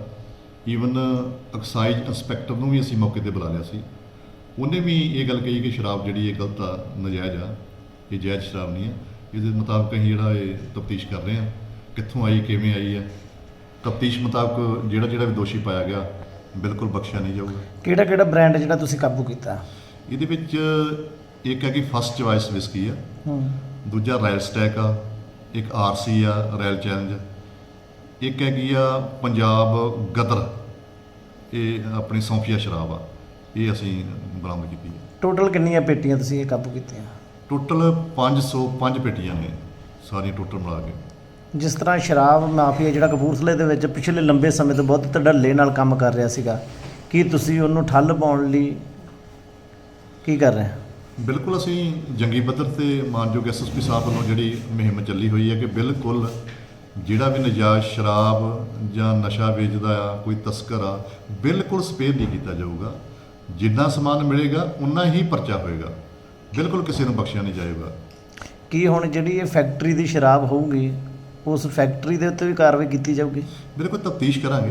ਤਫਤੀਸ਼ ਕਰਨ ਤੋਂ ਬਾਅਦ ਜਿਹੜਾ ਵੀ ਦੋਸ਼ੀ ਪਾਇਆ ਗਿਆ, ਕੋਈ ਸਪੇਅਰ ਵਾਲਾ ਖਾਨਾ ਨਹੀਂ। ਠੀਕ। ਗੁਰਦਾਸਪੁਰ ਦੇ ਮੁਹੱਲਾ ਇਸਲਾਮਾਬਾਦ ਵਿੱਚ ਬੀਤੀ ਦੇਰ ਰਾਤ ਉਸ ਸਮੇਂ ਹਫੜਾ ਦਫੜੀ ਮਚ ਗਈ ਜਦੋਂ ਇੱਕ ਬੰਦ ਪਏ ਘਰ ਨੂੰ ਅਚਾਨਕ ਅੱਗ ਲੱਗ ਗਈ ਤੇ ਘਰ ਵਿੱਚ ਪਿਆ ਸਾਰਾ ਸਮਾਨ ਸੜ ਕੇ ਸਵਾਹ ਹੋ ਗਿਆ। ਮੁਹੱਲਾ ਨਿਵਾਸੀਆਂ ਦਾ ਕਹਿਣਾ ਹੈ ਕਿ ਇਹ ਅੱਗ ਘਰ ਦੇ ਅੱਗੋਂ ਲੰਘ ਰਹੀਆਂ ਬਿਜਲੀ ਦੀਆਂ ਤਾਰਾਂ ਵਿੱਚ ਸਪਾਰਕ ਹੋਣ ਕਰਕੇ ਲੱਗੀ ਹੈ, ਜਿਸ ਤੋਂ ਬਾਅਦ ਮੁਹੱਲਾ ਨਿਵਾਸੀਆਂ ਦੀ ਮਦਦ ਨਾਲ ਅੱਗ ਤੇ ਕਾਬੂ ਪਾਇਆ ਗਿਆ। ਇਸ ਘਟਨਾ ਵਿੱਚ ਕੋਈ ਵੀ ਜਾਨੀ ਨੁਕਸਾਨ ਨਹੀਂ ਹੋਇਆ। ਅੱਗ ਦਾ ਜੀ ਕੁਛ ਪੱਕਾ ਨਹੀਂ ਮੈਂ ਕਹਿ ਸਕਦਾ ਕਿੱਦਾਂ ਲੱਗੀ ਹੈ। ਮੈਂ ਰਾਤੀ ਕੋਈ 2:30-3 ਵਜੇ ਦੇ ਕਰੀਬ ਮੈਂ ਉੱਠਿਆ, ਮੈਂ ਬਾਥਰੂਮ ਗਿਆ ਤੇ ਆ ਕੇ ਮੈਂ ਲੰਮੇ ਪਿਆ। ਮੈਂ ਸੌਣ ਹੀ ਲੱਗਾ ਸੀ ਕਿ ਉੱਧਰੋਂ ਮਤਲਬ ਪਹਿਲਾਂ ਵੀ ਆਵਾਜ਼ਾਂ ਆਈਆਂ, ਇੱਕ ਦੋ ਤੜ ਠਕ ਦੀ ਆਵਾਜ਼ ਆਈ। ਮੈਂ ਕਿਹਾ ਸ਼ਾਇਦ ਕਚਰੇ 'ਚ ਕੁੱਤਾ ਜਾਂ ਰਿਕਸ਼ੇ 'ਤੇ ਕੋਈ ਬੈਠਾ ਤੇ ਜਾਂ ਕੋਈ ਰਿਕਸ਼ੇ ਨੂੰ ਤਾਲਾ ਤੂਲਾ ਤੋੜਨ ਦੀ ਕੋਸ਼ਿਸ਼ ਕਰ ਰਿਹਾ। ਮੈਂ ਬਾਹਰ ਆਇਆ, ਮੈਂ ਆਪਣੇ ਗੇਟ 'ਚੋਂ ਦੇਖਿਆ, ਸਾਹਮਣੇ ਗੇਟ ਆ ਮੇਰਾ। ਇੱਥੋਂ ਮੈਂ ਦੇਖਿਆ ਇੱਥੋਂ ਧੂੰਆਂ ਨਿਕਲ ਰਿਹਾ ਸੀ ਬਹੁਤ ਜ਼ਿਆਦਾ, ਤੇ ਮੈਂ ਆਪਣਾ ਗੇਟ ਦਾ ਤਾਲਾ ਖੋਲ੍ਹ ਕੇ ਮੈਂ ਬਾਹਰ ਆਇਆ। ਬਾਹਰ ਆ ਕੇ ਮੈਂ ਮੁੰਡੇ ਨੂੰ ਆਵਾਜ਼ ਦਿੱਤੀ, ਮੈਂ ਕਾਲੇ ਕਾਲੇ ਬਾਹਰ ਨੇ 7-8 ਵਜੇ ਦਿੱਤੀਆਂ, ਫਿਰ ਇਹ ਬਾਹਰ ਆਏ ਨੇ, ਉੱਠੇ ਨੇ, ਇਹ ਭੈਣ ਜੀ ਬਾਹਰ ਆਏ ਨੇ ਤੇ ਅਸੀਂ ਫਿਰ ਅੱਗ ਬੁਝਾਉਣੀ ਸ਼ੁਰੂ ਕੀਤੀ ਹੈ। ਦਰਵਾਜ਼ਾ ਦਰੂਜਾ ਮੈਂ ਹੀ ਤੋੜਿਆ ਸੀਗਾ। ਕਿੰਨੀ ਕੁ ਅੱਗ ਭਿਆਨਕ ਹੈਗੀ? ਅੱਗ ਤੇ ਜੀ ਜਦੋਂ ਮਤਲਬ ਮੈਂ ਦੇਖਿਆ ਉਦੋਂ ਤੇ ਧੂੰਆਂ ਨਿਕਲਿਆ ਸੀ ਕਾਫੀ, ਉਦੋਂ ਅੱਗ ਇੰਨੀ ਤੇਜ਼ ਨਹੀਂ ਸੀ ਹੈਗੀ, ਲੇਕਿਨ ਜਿੰਨੀ ਦੇਰ ਜੇ ਥੱਲੇ ਆਏ ਨੇ ਉਦੋਂ ਫਿਰ ਇੱਥੋਂ ਭੜਾਂਬਾ ਬਾਹਰ ਨਿਕਲਣਾ ਸ਼ੁਰੂ ਹੋ ਗਿਆ, ਤਾਰਾਂ ਤੂਰਾਂ ਸਭ ਸੜ ਗਈਆਂ, ਸਪਾਰਕ ਹੋਣਾ ਸ਼ੁਰੂ ਹੋ ਗਿਆ, ਕਾਫੀ ਸਪਾਰਕਿੰਗ ਹੋਈ ਇੱਥੇ। ਰਿਹਾਇਸ਼ੀ ਇਲਾਕਾ ਹੈਗਾ ਵਾ, ਕਿੰਨੀ ਕੁ ਭਗਦੜ ਮਚੀ ਸੀ ਤੇ ਲਾਗੇ ਮਤਲਬ ਕਿੰਨੇ ਅੱਗ ਬੁਝਾਈ ਅੱਗ ਸਾਰੀ? ਦੇਖੋ ਉਸ ਟਾਈਮ ਤੇ ਪੌਣੇ 3 ਵਜੇ ਦਾ ਟਾਈਮ ਸੀਗਾ, ਉਸ ਟਾਈਮ ਤੇ ਕੋਈ ਨਹੀਂ ਸੀ ਹੈਗਾ। ਇਹ ਜਦੋਂ ਉੱਠੇ ਨੇ ਇਹਨਾਂ ਨੇ ਵੀ ਕੋਈ ਮਤਲਬ ਰੌਲਾ ਨਹੀਂ ਪਾਇਆ ਇੰਨਾ, ਲੇਕਿਨ ਬਾਹਰ ਆਏ ਨੇ ਸਾਰੇ, ਇਹਨਾਂ ਨੇ ਕੋਸ਼ਿਸ਼ ਕੀਤੀ ਹੈ ਨਾਲ ਮੇਰੇ, ਮੈਂ ਮੋਟਰ ਛੱਡੀ ਆ, ਪਾਈਪ ਲਾਈ ਆ, ਪਾਣੀ ਪੂਣੀ ਭਰਿਆ, ਬਾਕੀ ਵੀ ਗੁਆਂਢੀ ਸਾਰੇ ਆ ਗਏ ਨੇ, ਇਕੱਠੇ ਹੋ ਗਏ ਸਾਰਿਆਂ ਨੇ ਕੋਸ਼ਿਸ਼ ਕੀਤੀ। ਤੇ ਕੋਈ ਫਾਇਰ ਬ੍ਰਿਗੇਡ ਟੀਮ ਪਹੁੰਚੀ ਮੁਕੇ ਬਾਅਦ? ਫਾਇਰ ਬ੍ਰਿਗੇਡ ਆਈ ਸੀਗੀ, ਲੇਕਿਨ ਫਾਇਰ ਬ੍ਰਿਗੇਡ ਕੋਈ 4 ਵਜੇ ਦੇ ਕਰੀਬ ਆਈ, 4-4:15। ਉਦੋਂ ਅੱਗ ਬੁਝ ਚੁੱਕੀ? ਉਦੋਂ ਅਸੀਂ ਬੁਝਾ ਚੁੱਕੇ ਸੀ ਅੱਗ, ਬਾਕੀ ਉਹਨਾਂ ਨੇ ਆ ਕੇ ਆਪਣਾ ਪਾਣੀ ਪੂਣੀ ਮਾਰਿਆ ਵਾ, ਚੰਗੀ ਤਰ੍ਹਾਂ ਬੁਝਾਈ ਆ ਉਹਨਾਂ ਨੇ ਅੱਗ। ਕਿੰਨਾ ਕੁ ਨੁਕਸਾਨ ਲੱਗਦਾ ਹੋ ਚੁੱਕਾ ਹੁਣ ਤੱਕ ਆਈਡੀਆ? ਨੁਕਸਾਨ ਤੇ ਦੇਖੋ ਜੀ, ਮਤਲਬ ਜਿਨ੍ਹਾਂ ਦਾ ਹੈਗਾ ਵਾ ਸਮਾਨ, ਉਹ ਆਈਡੀਆ ਮਤਲਬ ਲੈਂਟਰ ਲੂੰਟਰ ਇਹਨਾਂ ਦਾ ਫਟ ਗਿਆ ਸਾਰਾ, ਬਾਕੀ 1.5-2 ਦੇ ਕਰੀਬ ਦੇ ਹੋਣਾ ਹੀ ਹੈ। 1.5-2 ਲੱਖ? ਜ਼ਿਆਦਾ ਵੀ ਹੋ ਸਕਦਾ, ਮੈਨੂੰ ਆਈਡੀਆ ਨਹੀਂ ਨਾ, ਕਿਉਂਕਿ ਸਮਾਨ ਜਿਹਦਾ ਹੈਗਾ ਤੇ ਉਹੀ ਦੱਸ ਸਕਦਾ ਨਾ ਕਿ ਕਿੰਨਾ ਨੁਕਸਾਨ ਹੋਇਆ। ਪਿਛਲੇ ਦਿਨੀ ਪੰਜਾਬ ਦੇ ਮੁੱਖ ਮੰਤਰੀ ਭਗਵੰਤ ਮਾਨ ਵੱਲੋਂ ਲੋਕਾਂ ਨੂੰ 300 ਯੂਨਿਟ ਮੁਫਤ ਬਿਜਲੀ ਦੀ ਗਾਰੰਟੀ ਦੇ ਵਾਅਦੇ ਨੂੰ ਪੂਰਾ ਕਰ ਦਿੱਤਾ ਗਿਆ ਹੈ, ਪਰ ਇਸ ਐਲਾਨ ਨੂੰ ਲੈ ਕੇ ਜਨਰਲ ਕੈਟਾਗਰੀ ਦੇ ਲੋਕਾਂ ਵਿੱਚ ਲਗਾਤਾਰ ਵਿਰੋਧ ਵੱਧਦਾ ਜਾ ਰਿਹਾ ਹੈ। ਇਸ ਤੋਂ ਪਹਿਲਾਂ ਦੀ ਗੱਲ ਕਰੀਏ ਤੇ ਸੋਸ਼ਲ ਮੀਡੀਆ ਤੇ ਉਕਤ ਐਲਾਨ ਦਾ ਜਨਰਲ ਕੈਟਾਗਰੀ ਨੂੰ ਸਹੂਲਤ ਨਾ ਮਿਲਣ ਤੇ ਕਾਫੀ ਵਿਰੋਧ ਕੀਤਾ ਗਿਆ ਤੇ ਹੁਣ ਲੋਕਾਂ ਦਾ ਵਿਰੋਧ ਸੜਕਾਂ ਤੱਕ ਪਹੁੰਚਦਾ ਹੋਇਆ ਨਜ਼ਰ ਆ ਰਿਹਾ ਹੈ। ਇਹ ਹਕੀਕਤ ਦੇਖਣ ਨੂੰ ਮਿਲੀ ਹੈ ਫਰੀਦਕੋਟ ਵਿੱਚ, ਜਿੱਥੇ ਬਿਜਲੀ ਬੋਰਡ ਦਫ਼ਤਰ ਦੇ ਬਾਹਰ ਧਰਨਾ ਲਗਾ ਕੇ ਇੱਕ ਅਸ਼ੋਕ ਕੁਮਾਰ ਨਾਮੀ ਵਿਅਕਤੀ ਸੜਕ ਕਿਨਾਰੇ ਆ ਕੇ ਭੁੱਖ ਹੜਤਾਲ ਤੇ ਬੈਠ ਗਿਆ। ਕੀ ਵਜ੍ਹਾ ਕਿ ਅੱਜ ਜਨਰਲ ਵਰਗ ਨੂੰ ਵੀ ਸੜਕਾਂ ਤੇ ਉਤਰਨਾ ਪਿਆ? ਦੇਖੋ ਜੀ, ਮੈਂ ਬੜੇ ਅਫਸੋਸ ਔਰ ਮੰਦਭਾਗੀ ਗੱਲ ਕਹੂੰਗਾ ਵੀ ਕਿਸੇ ਸਰਕਾਰ ਵੱਲੋਂ ਜਾਂ ਜਿਹੜੀ ਵੀ ਪਾਰਟੀ ਦੀ ਸਰਕਾਰ ਆਉਂਦੀ ਹੈ, ਜਿਹੜਾ ਵੀ ਵਜਨ ਪਾਇਆ ਜਾਂਦਾ ਹੈ ਉਹ ਜਨਰਲ ਕੈਟਾਗਰੀ ਦੇ ਉੱਤੇ ਹੀ ਪਾਇਆ ਜਾਂਦਾ। ਕੋਈ ਵੀ ਜਿਹੜਾ ਟੈਕਸ ਮਾਫ ਹੁੰਦਾ ਉਹਦਾ ਲੋਡ ਜਨਰਲ ਕੈਟਾਗਰੀ ਤੇ, ਜੇ ਕਿਸੇ ਨੂੰ ਸਹੂਲਤ ਦੇਣੀ ਹੈ ਉਹਦਾ ਲੋਡ ਜਿਹੜਾ ਪੈਣਾ ਉਹ ਜਨਰਲ ਕੈਟਾਗਰੀ ਤੇ ਪੈਣਾ। ਮੈਂ ਇਸ ਵਾਸਤੇ ਇਕੱਲਾ ਹੀ ਆਪਦੇ ਤੌਰ ਤੇ ਰਾਤ ਮੈਂ ਖਾਣਾ ਖਾਣ ਤੋਂ ਬਾਅਦ ਸੋਚਿਆ ਵੀ ਜੇ ਅਸ਼ੋਕ ਕੁਮਾਰ ਤੂੰ ਨਾ ਇਹ ਕੰਮ ਕਰੇਗਾ ਤੇ ਇਸ ਸੰਘਰਸ਼ ਦਾ ਬੀਜ ਕੌਣ ਰੱਖੂਗਾ। ਇਹ ਸੰਘਰਸ਼ ਦਾ ਬੀਜ ਮੈਂ ਅੱਜ ਤੋਂ ਬੀਜ ਦਿੱਤਾ। ਜੇ ਜਨਰਲ ਕੈਟਾਗਰੀ ਦੇ ਲੋਕ ਚੰਗਾ ਸਮਝਣਗੇ ਤਾਂ ਮੇਰਾ ਸਾਥ ਦੇਣਗੇ ਤੇ ਇਸ ਸੰਘਰਸ਼ ਦੇ ਵਿੱਚੋਂ ਹੀ ਕੋਈ ਹੋਰ ਕੇਜਰੀਵਾਲ, ਕੋਈ ਹੋਰ ਭਗਵੰਤ ਮਾਨ, ਕੋਈ ਹੋਰ ਗੁਰਦਿੱਤ ਸਿੰਘ ਸੇਖੋਂ ਇੱਥੇ ਪੈਦਾ ਹੋਊਗਾ, ਜਿਹੜਾ ਆਮ ਆਦਮੀ ਪਾਰਟੀ ਦੀ ਸਰਕਾਰ ਨੂੰ ਜਿਹੜੀ ਕਿ ਇੱਕ ਵਿਸ਼ੇਸ਼ ਜਾਤ ਵਾਸਤੇ ਸਹੂਲਤਾਂ ਦੇਣ ਵਾਸਤੇ ਤਿਆਰ ਹੈ, ਲੇਕਿਨ ਜਨਰਲ ਕੈਟਾਗਰੀ ਦੇ ਉੱਤੇ ਧੱਕਾ ਕਰ ਰਹੀ ਹੈ। ਉਹਦੇ ਵਾਸਤੇ ਸ਼ਾਇਦ ਭਗਵੰਤ ਮਾਨ ਜੀ ਦੀ ਸਰਕਾਰ ਨੂੰ ਜਾਗਣਾ ਪਵੇ ਤੇ 601 ਦੀ ਬਜਾਏ 1 ਯੂਨਿਟ ਦਾ ਹੀ ਬਿਜਲੀ ਦੇ ਬਿੱਲ ਜਨਰਲ ਕੈਟਾਗਰੀ ਤੋਂ ਲੈ ਜਾਣ। ਦੂਜਿਆਂ ਵਾਂਗੂ ਇਹ ਨਹੀਂ ਵੀ ਉਹਨਾਂ ਨੂੰ ਤੋਂ 601 ਦੇ ਲੈ ਜਾਣ। ਹਮੇਸ਼ਾ ਇਹ ਗੱਲ ਕੀਤੀ ਜਾਂਦੀ ਹੈ ਕਿ ਜਿਹੜੀ ਹੈ ਪੰਜਾਬ ਦੇ ਲੋਕਾਂ ਨੂੰ ਵਰਗਾਂ ਦੇ ਵਿੱਚ ਨਾ ਵੰਡਿਆ, ਬਲਕਿ ਆਰਥਿਕਤਾ ਦੇ ਤੌਰ ਤੇ ਜਿਹੜੀਆਂ ਸਹੂਲਤਾਂ ਦੇਣੀਆਂ ਚਾਹੀਦੀਆਂ। ਇਹ ਕਈ ਵਾਰੀ ਮੰਗ ਉੱਠੀ ਹੈ। ਜਿਹੜਾ ਇੱਕ ਵਾਰੀ ਮੈਂ ਹੁਣ ਦੂਜੇ ਪਾਸੇ ਜੇ ਗੱਲ ਕਰਾਂ, ਜਿਹੜਾ ਬੰਦਾ reserve category the A class A grade ਵਿੱਚ ਆ ਗਿਆ ਕਮਾਈ ਦੇ ਖੇਤਰ ਵਿੱਚ, ਚਾਹੇ ਉਹ IAS ਹੈ, ਸੁਪਰਡੈਂਟ ਹੈ, ਜਿਹੜਾ A ਗ੍ਰੇਡ ਵਿੱਚ ਆ ਗਿਆ ਉਹਨੂੰ ਉਹ ਸਹੂਲਤਾਂ ਬੰਦ ਹੋਣੀਆਂ ਚਾਹੀਦੀਆਂ। ਜਨਰਲ ਕੈਟਾਗਰੀ ਦਾ ਬੰਦਾ, ਮੇਰਾ ਆਪਦਾ ਆਪਣਾ ਸਕਾ ਭਰਾ ਗਰੀਬ ਆਦਮੀ ਸੀ, ਸਾਈਕਲਾਂ ਦੀ ਰਿਪੇਅਰ ਕਰਦਾ ਸੀ, ਉਹ ਸਾਰੀ ਜ਼ਿੰਦਗੀ ਰੁਪਈਏ ਪੈਸੇ ਤੋਂ ਔਖਾ ਰਿਹਾ, ਪਰ ਕਿਉਂਕਿ ਉਹ ਜਨਰਲ ਕੈਟਾਗਰੀ 'ਚ ਜੰਮਿਆ ਸੀ, ਉਹਦੀ ਬਦਕਿਸਮਤੀ ਸੀ, ਸਾਡੀ ਵੀ ਬਦਕਿਸਮਤੀ ਸੀ ਵੀ ਅਸੀਂ ਜਨਰਲ ਕੈਟਾਗਰੀ 'ਚ ਜੰਮ ਪਏ ਤੇ ਸਾਨੂੰ ਉਹਨੂੰ ਟੈਕਸ ਦੇ ਰੂਪ ਵਿੱਚ ਉਹਨੂੰ ਰੋਟੀ ਉਹ ਤੋਂ ਔਖਾ ਰਿਹਾ, ਲੇਕਿਨ ਉਹਨੂੰ ਸਹੂਲਤ ਸਰਕਾਰ ਵੱਲੋਂ ਕੋਈ ਨਹੀਂ ਮਿਲੀ। ਜਿਹੜੇ ਪੰਜਾਬ ਦੇ ਲੋਕ ਹੈ ਸੋਚਦੇ ਸੀ ਕਿ ਬਦਲਾਅ ਆਏਗਾ, ਕੀ ਲੱਗਦਾ ਕਿ ਨਵੀਂ ਸਰਕਾਰ 'ਚ ਬਦਲਾਅ ਇਹੋ ਜਿਹੇ ਹੀ ਆਉਣਗੇ? ਹਾਂ, ਜੇ ਇਸ ਤਰ੍ਹਾਂ ਲੱਗਦਾ ਹੈ ਤਾਂ ਬਦਲਾਅ ਇਹੋ ਜਿਹੇ ਹੀ ਹੋਣਗੇ। ਇਹੋ ਜਿਹੇ ਬਦਲਾਅ ਹੋਣ ਦੀ ਸੰਭਾਵਨਾ ਕੀਤੀ ਜਾ ਸਕਦੀ ਕਿ ਇੱਕ ਹੀ ਜਾਤ ਉੱਤੇ, ਇੱਕ ਹੀ ਜਮਾਤ ਉੱਤੇ ਸਾਰਾ ਬੋਝ ਪਾ ਦਿੱਤਾ ਜਾਵੇ ਤਾਂ ਕਿ ਉਹਨਾਂ ਦੀ ਚੀਕ ਕੱਢ ਦਿਓ ਤੇ ਸਹੂਲਤਾਂ ਜਿਹੜੀਆਂ ਉਹਨਾਂ ਨੂੰ ਨਾ ਦਿੱਤੀਆਂ। ਫਰੀਦਕੋਟ ਵਿੱਚ ਸੀਨੀਅਰ ਪੁਲਿਸ ਕਪਤਾਨ ਵੱਲੋਂ ਸੜਕਾਂ ਦੇ ਉੱਪਰ ਰੈਪਿਡ ਫੋਰਸ ਗੱਡੀਆਂ ਨੂੰ ਹਰੀ ਝੰਡੀ ਦਿਖਾ ਕੇ ਰਵਾਨਾ ਕੀਤਾ ਗਿਆ ਤੇ ਇਹ ਗੱਡੀਆਂ ਦਿਨ ਰਾਤ ਸੜਕਾਂ ਤੇ ਘੁੰਮ ਕੇ ਲੋਕਾਂ ਦੀ ਸੁਰੱਖਿਆ ਯਕੀਨੀ ਬਣਾਉਣਗੀਆਂ। 8 ਘੰਟੇ ਦੀ ਸ਼ਿਫਟ ਨਾਲ ਇਸ ਵਿੱਚ ਮੁਲਾਜ਼ਮ ਕੰਮ ਕਰਨਗੇ। ਕਿਸੇ ਤਰ੍ਹਾਂ ਦੀ ਵੀ ਕਿਸੇ ਨੂੰ ਵੀ ਕੋਈ ਪਰੇਸ਼ਾਨੀ ਆਉਣ ਨਹੀਂ ਦਿੱਤੀ ਜਾਵੇਗੀ ਤੇ ਆਪਣੇ ਉੱਚ ਅਫਸਰਾਂ ਨੂੰ ਵੀ ਇਸ ਬਾਰੇ ਦੱਸਣਗੇ। ਹਰ ਘਟਨਾ ਵਾਪਰਨ ਤੇ ਤੁਰੰਤ ਬਾਅਦ ਮੌਕੇ ਤੇ ਇਹ ਗੱਡੀਆਂ ਪਹੁੰਚਣਗੀਆਂ। मैडम किस तरीके का काम करेगा जो नवा रोड मैप तैयार किया? ਇਹ ਜੀ ਪਹਿਲਾਂ ਵੀ ਆਪਣੇ ਕੋਲ ਗੱਡੀਆਂ ਸੀਗੀਆਂ, ਪਰ ਪਹਿਲਾਂ ਐਕਟੀਵੇਟਡ ਨਹੀਂ ਸੀ। ਅਸੀਂ ਇਹਨਾਂ ਨੂੰ ਦੁਬਾਰਾ ਚਾਲੂ ਕੀਤਾ ਹੈਗਾ। ਸੋ ਜਿਸ ਤਰ੍ਹਾਂ ਨਾਮ ਹੈਗਾ RRPRS rapid rural police response system. So ਅਸੀਂ ਇਹਨਾਂ ਦਾ ਮੈਪ ਨੂੰ ਦੇਖ ਕੇ ਪਲਾਨ ਕੀਤੇ ਹੋਏ, ਇਹਨਾਂ ਦੇ ਰੂਟਸ ਪਲਾਨ ਕੀਤੇ ਹੈਗੇ ਸਾਰਿਆਂ ਦੇ। 5 ਜ਼ਿਲ੍ਹਿਆਂ ਦੀ ਆਪਣੀ ਜਿਹੜੀ ਹੱਦ ਲੱਗਦੀ ਹੈ, ਉੱਥੇ ਜਿਹੜਾ ਰੂਰਲ ਏਰੀਆ ਦੇ ਹੱਥੀ ਏਰੀਆ ਨੂੰ ਇਹ ਰੋਡਸ 'ਤੇ ਕਵਰ ਕਰਨਗੇ। ਔਰ 4 ਅਸੀਂ ਇਹਨਾਂ ਦੇ 4 ਹਾਲਟ ਪੁਆਇੰਟਸ ਬਣਾਏ, ਜਿੱਥੇ 2-3 ਘੰਟੇ ਦਾ ਸਟਾਪ ਹੈਗਾ। ਅਰਾਊਂਡ 15 ਤੋਂ 16 ਕਿਲੋਮੀਟਰ ਦਾ ਇੱਕ ਗੱਡੀ ਨੂੰ ਜਿਹੜਾ ਹੈਗਾ ਰੂਟ ਦਿੱਤਾ ਗਿਆ। ਸੋ ਇਹਨਾਂ ਦਾ ਬੇਸਿਕ ਪਰਪਸ ਇਹ ਹੈ ਕਿ ਜਿਸ ਤਰ੍ਹਾਂ ਰਾਤ ਨੂੰ ਵੀ ਕਈ ਵਾਰੀ ਲੁੱਟਾਂ ਖੋਹਾਂ ਦੀਆਂ ਵਾਰਦਾਤਾਂ ਹੁੰਦੀਆਂ ਜਾਂ ਹਾਈਵੇ ਤੇ ਕੋਈ ਵੀ ਇੰਸੀਡੈਂਟ ਹੁੰਦਾ ਜਾਂ ਦਿਹਾਤੀ ਏਰੀਆ ਵਿੱਚ ਕੁਝ ਵੀ ਹੁੰਦਾ ਤਾਂ ਇਹ ਫਰਸਟ ਰਿਸਪੌਂਡਰ ਦੀ ਤਰ੍ਹਾਂ ਉੱਥੇ ਐਕਟ ਕਰਨਗੇ। ਕਿਸ ਤਰੀਕੇ 2 ਸ਼ਿਫਟਾਂ 'ਚ ਦੱਸਿਆ ਜਾ ਰਿਹਾ ਕਿ ਕੰਮ ਕਰਨਗੇ ਜਿਹੜੇ ਸੁਰੱਖਿਆ ਕਰਮੀ ਹੋਣਗੇ, ਕਿੰਨੇ ਘੰਟੇ ਦੀ ਸ਼ਿਫਟ ਹੋਏਗੀ? ਜੀ 12 ਘੰਟੇ ਦੀ ਸੀ ਸ਼ਿਫਟ ਹੈਗੀ ਔਰ ਇੱਕ ਸ਼ਿਫਟ ਵਿੱਚ 4 ਮੁਲਾਜ਼ਮ ਜਿਹੜੇ ਹੈਗੇ ਇੱਕ ਟਾਈਮ ਇੱਕ ਗੱਡੀ ਵਿੱਚ ਮੌਜੂਦ ਰਹਿਣਗੇ। ਕਿਸ ਤਰੀਕੇ ਨਾਲ ਹੋਏਗਾ? ਕੋਲ ਪਹਿਲੇ ਥਾਣੇ ਆਵੇਗੀ ਜਾਂ ਡਾਇਰੈਕਟ ਇਹਨਾਂ ਤੱਕ ਰਿਸਪੌਂਸ ਹੋਏਗਾ? ਦੇਖੋ ਕੰਟਰੋਲ ਰੂਮ ਜ਼ਿਲ੍ਹੇ ਦਾ ਆਲਰੇਡੀ ਐਕਟਿਵ ਹੈਗਾ ਜੀ। ਕੰਟਰੋਲ ਰੂਮ ਚੱਲਦਾ ਹੈਗਾ। ਇਹਨਾਂ ਨੂੰ ਇਹਨਾਂ ਦੇ ਕਾਲ ਸਾਈਨਸ ਦਿੱਤੇ ਜਾ ਚੁੱਕੇ ਆ। ਸੋ ਉਸ ਦੇ ਅਕੋਰਡਿੰਗਲੀ ਆਪਣੇ SHO ਨੂੰ ਸਿਮਿਲਰਲੀ ਸੀਨੀਅਰ ਅਫਸਰ ਨੂੰ ਨਾਲ ਦੇ ਨਾਲ ਇਨਫੋਰਮ ਕਰਨਗੇ ਕੰਟਰੋਲ ਦੇ ਥਰੂ, ਵਾਇਰਲੈਸ ਦੇ ਥਰੂ। ਮੈਮ ਅਕਸਰ ਦੇਖਣ 'ਚ ਆਇਆ ਕਿ ਇਸ ਤਰ੍ਹਾਂ ਦੇ ਨਾ ਜਦੋਂ ਵਾਹਨ ਚੱਲਦੇ ਆ ਉਸ ਤੋਂ ਬਾਅਦ ਉਹਨਾਂ ਦੀ ਮੇਨਟੇਨੈਂਸ ਤੇਲ ਦਾ ਉਹ ਪ੍ਰਬੰਧ ਨਹੀਂ ਹੁੰਦਾ, ਰੁਕ ਜਾਂਦੇ ਕੁਝ ਚਿਰ ਕਰਕੇ। ਇਹਦੇ ਲਈ ਕੋਈ ਪ੍ਰਬੰਧ ਕੀਤਾ? ਨਹੀਂ ਜੀ, ਬਿਲਕੁਲ ਇਹਨਾਂ ਦਾ ਪ੍ਰਬੰਧ ਆਪਣੇ ਕੋਲ ਹੈਗਾ, ਤੇਲ ਦਾ ਵੀ ਸਾਰਾ ਪ੍ਰਬੰਧ ਹੈਗਾ। ਸੋ ਜੋ ਵੀ ਕੋਈ ਮੇਨਟੇਨੈਂਸ ਹੁੰਦੀ ਹੈ ਉਹ ਵੀ ਐਸ ਪਰ ਜੋ ਨੋਰਮਸ ਹੈਗੇ ਉਹਦੇ ਨਾਲ ਲਗਾਤਾਰ ਚੱਲਦੀ ਰਹੂਗੀ। ਨਾ ਪਬਲਿਕ ਦੇ ਮਨ ਵਿੱਚ ਸਵਾਲ ਆਊਗਾ ਕਿ ਪਬਲਿਕ ਇਹਨਾਂ ਨੂੰ ਪਹੁੰਚ ਕਰੇ ਜਾਂ ਡਾਇਰੈਕਟ ਕਾਲ ਸੈਂਟਰ ਤੇ ਕਰੇ? ਨਹੀਂ ਜੀ, ਪਬਲਿਕ ਦਾ ਹੈ ਕਿ ਪਬਲਿਕ ਦੇ ਲਈ ਸੜਕਾਂ ਤੇ ਮੌਜੂਦ ਹੈਗੇ ਆ। ਅਗਰ ਪਬਲਿਕ ਨੂੰ ਕੋਈ ਦਿੱਕਤ ਪਰੇਸ਼ਾਨੀ ਆਉਂਦੀ ਹੈ ਜਾਂ ਇਹਨਾਂ ਦੇ ਸਾਹਮਣੇ ਕੋਈ ਐਵੇਂ ਦਾ ਹਾਦਸਾ ਹੁੰਦਾ ਹੈ, ਕਿਉਂਕਿ ਰਾਤ ਨੂੰ ਵੀ ਇਹ ਐਕਟਿਵ ਰਹਿਣਗੇ, ਸੋ ਉਹਨੂੰ ਇਹ ਰਿਸਪੌਂਡ ਕਰਨਗੇ। ਉਹ ਪਬਲਿਕ ਲਈ ਜਾ ਕੇ ਰਿਸਪੌਂਡ ਕਰਨਗੇ। ਪਬਲਿਕ ਜੋ ਹੈਗੀ ਹੈ ਜੋ ਆਪਣੇ ਹੈਲਪਲਾਈਨ ਨੰਬਰਸ ਹੈਗੇ ਉਹਨਾਂ ਤੇ ਰਿਸਪੌਂਸ ਆਪਣਾ ਕਾਲ ਕਰਕੇ ਕੁਝ ਵੀ ਇਨਫੋਰਮੇਸ਼ਨ ਦੇ ਸਕਦੀ ਹੈ। ਇਹਨਾਂ ਦੇ ਨੰਬਰ ਸਪੈਸ਼ਲੀ ਕੀਤੇ ਜਾਣੇ ਕਿਤੇ ਜੀ ਲੋਕਾਂ ਲਈ ਪਬਲਿਸ਼? ਨਹੀਂ ਜੀ, ਇਹਨਾਂ ਦੇ ਲੋਕਾਂ ਲਈ ਨੰਬਰਸ ਨਹੀਂ ਹੈਗੇ। ਇਹ ਉੱਥੇ ਗੱਡੀਆਂ ਜਿਹੜੀਆਂ ਹੈਗੀਆਂ ਰਿਸਪੌਂਡਰ ਦੀ ਤਰ੍ਹਾਂ ਐਕਟ ਕਰਨਗੇ। ਇਹਨਾਂ ਦੇ ਕੋਈ ਸਪੈਸ਼ਲ ਨੰਬਰਸ ਨਹੀਂ ਹੈਗੇ, ਪਰ ਫਿਰ ਵੀ ਅਗਰ ਤੁਸੀਂ ਚਾਹੁੰਦੇ ਹੋ, ਅਗਰ ਪਬਲਿਕ ਚਾਹੁੰਦੀ ਹੈ ਤਾਂ ਅਸੀਂ ਇਹਨਾਂ ਦੇ ਜਿਹੜੇ ਨੰਬਰਸ ਹੈਗੇ ਸਰਕੂਲੇਟ ਕਰ ਦਾਂਗੇ, ਤਾਂ ਕਿ ਅਗਰ ਉਹ ਕਿਸੇ ਰੋਡ ਤੇ ਹੈਗੇ ਤਾਂ ਉਹਨਾਂ ਨੂੰ ਪਤਾ ਹੋਵੇ ਵੀ ਇਸ ਰੂਟ ਤੇ ਆਹ ਗੱਡੀ ਖੜੀ ਹੈ।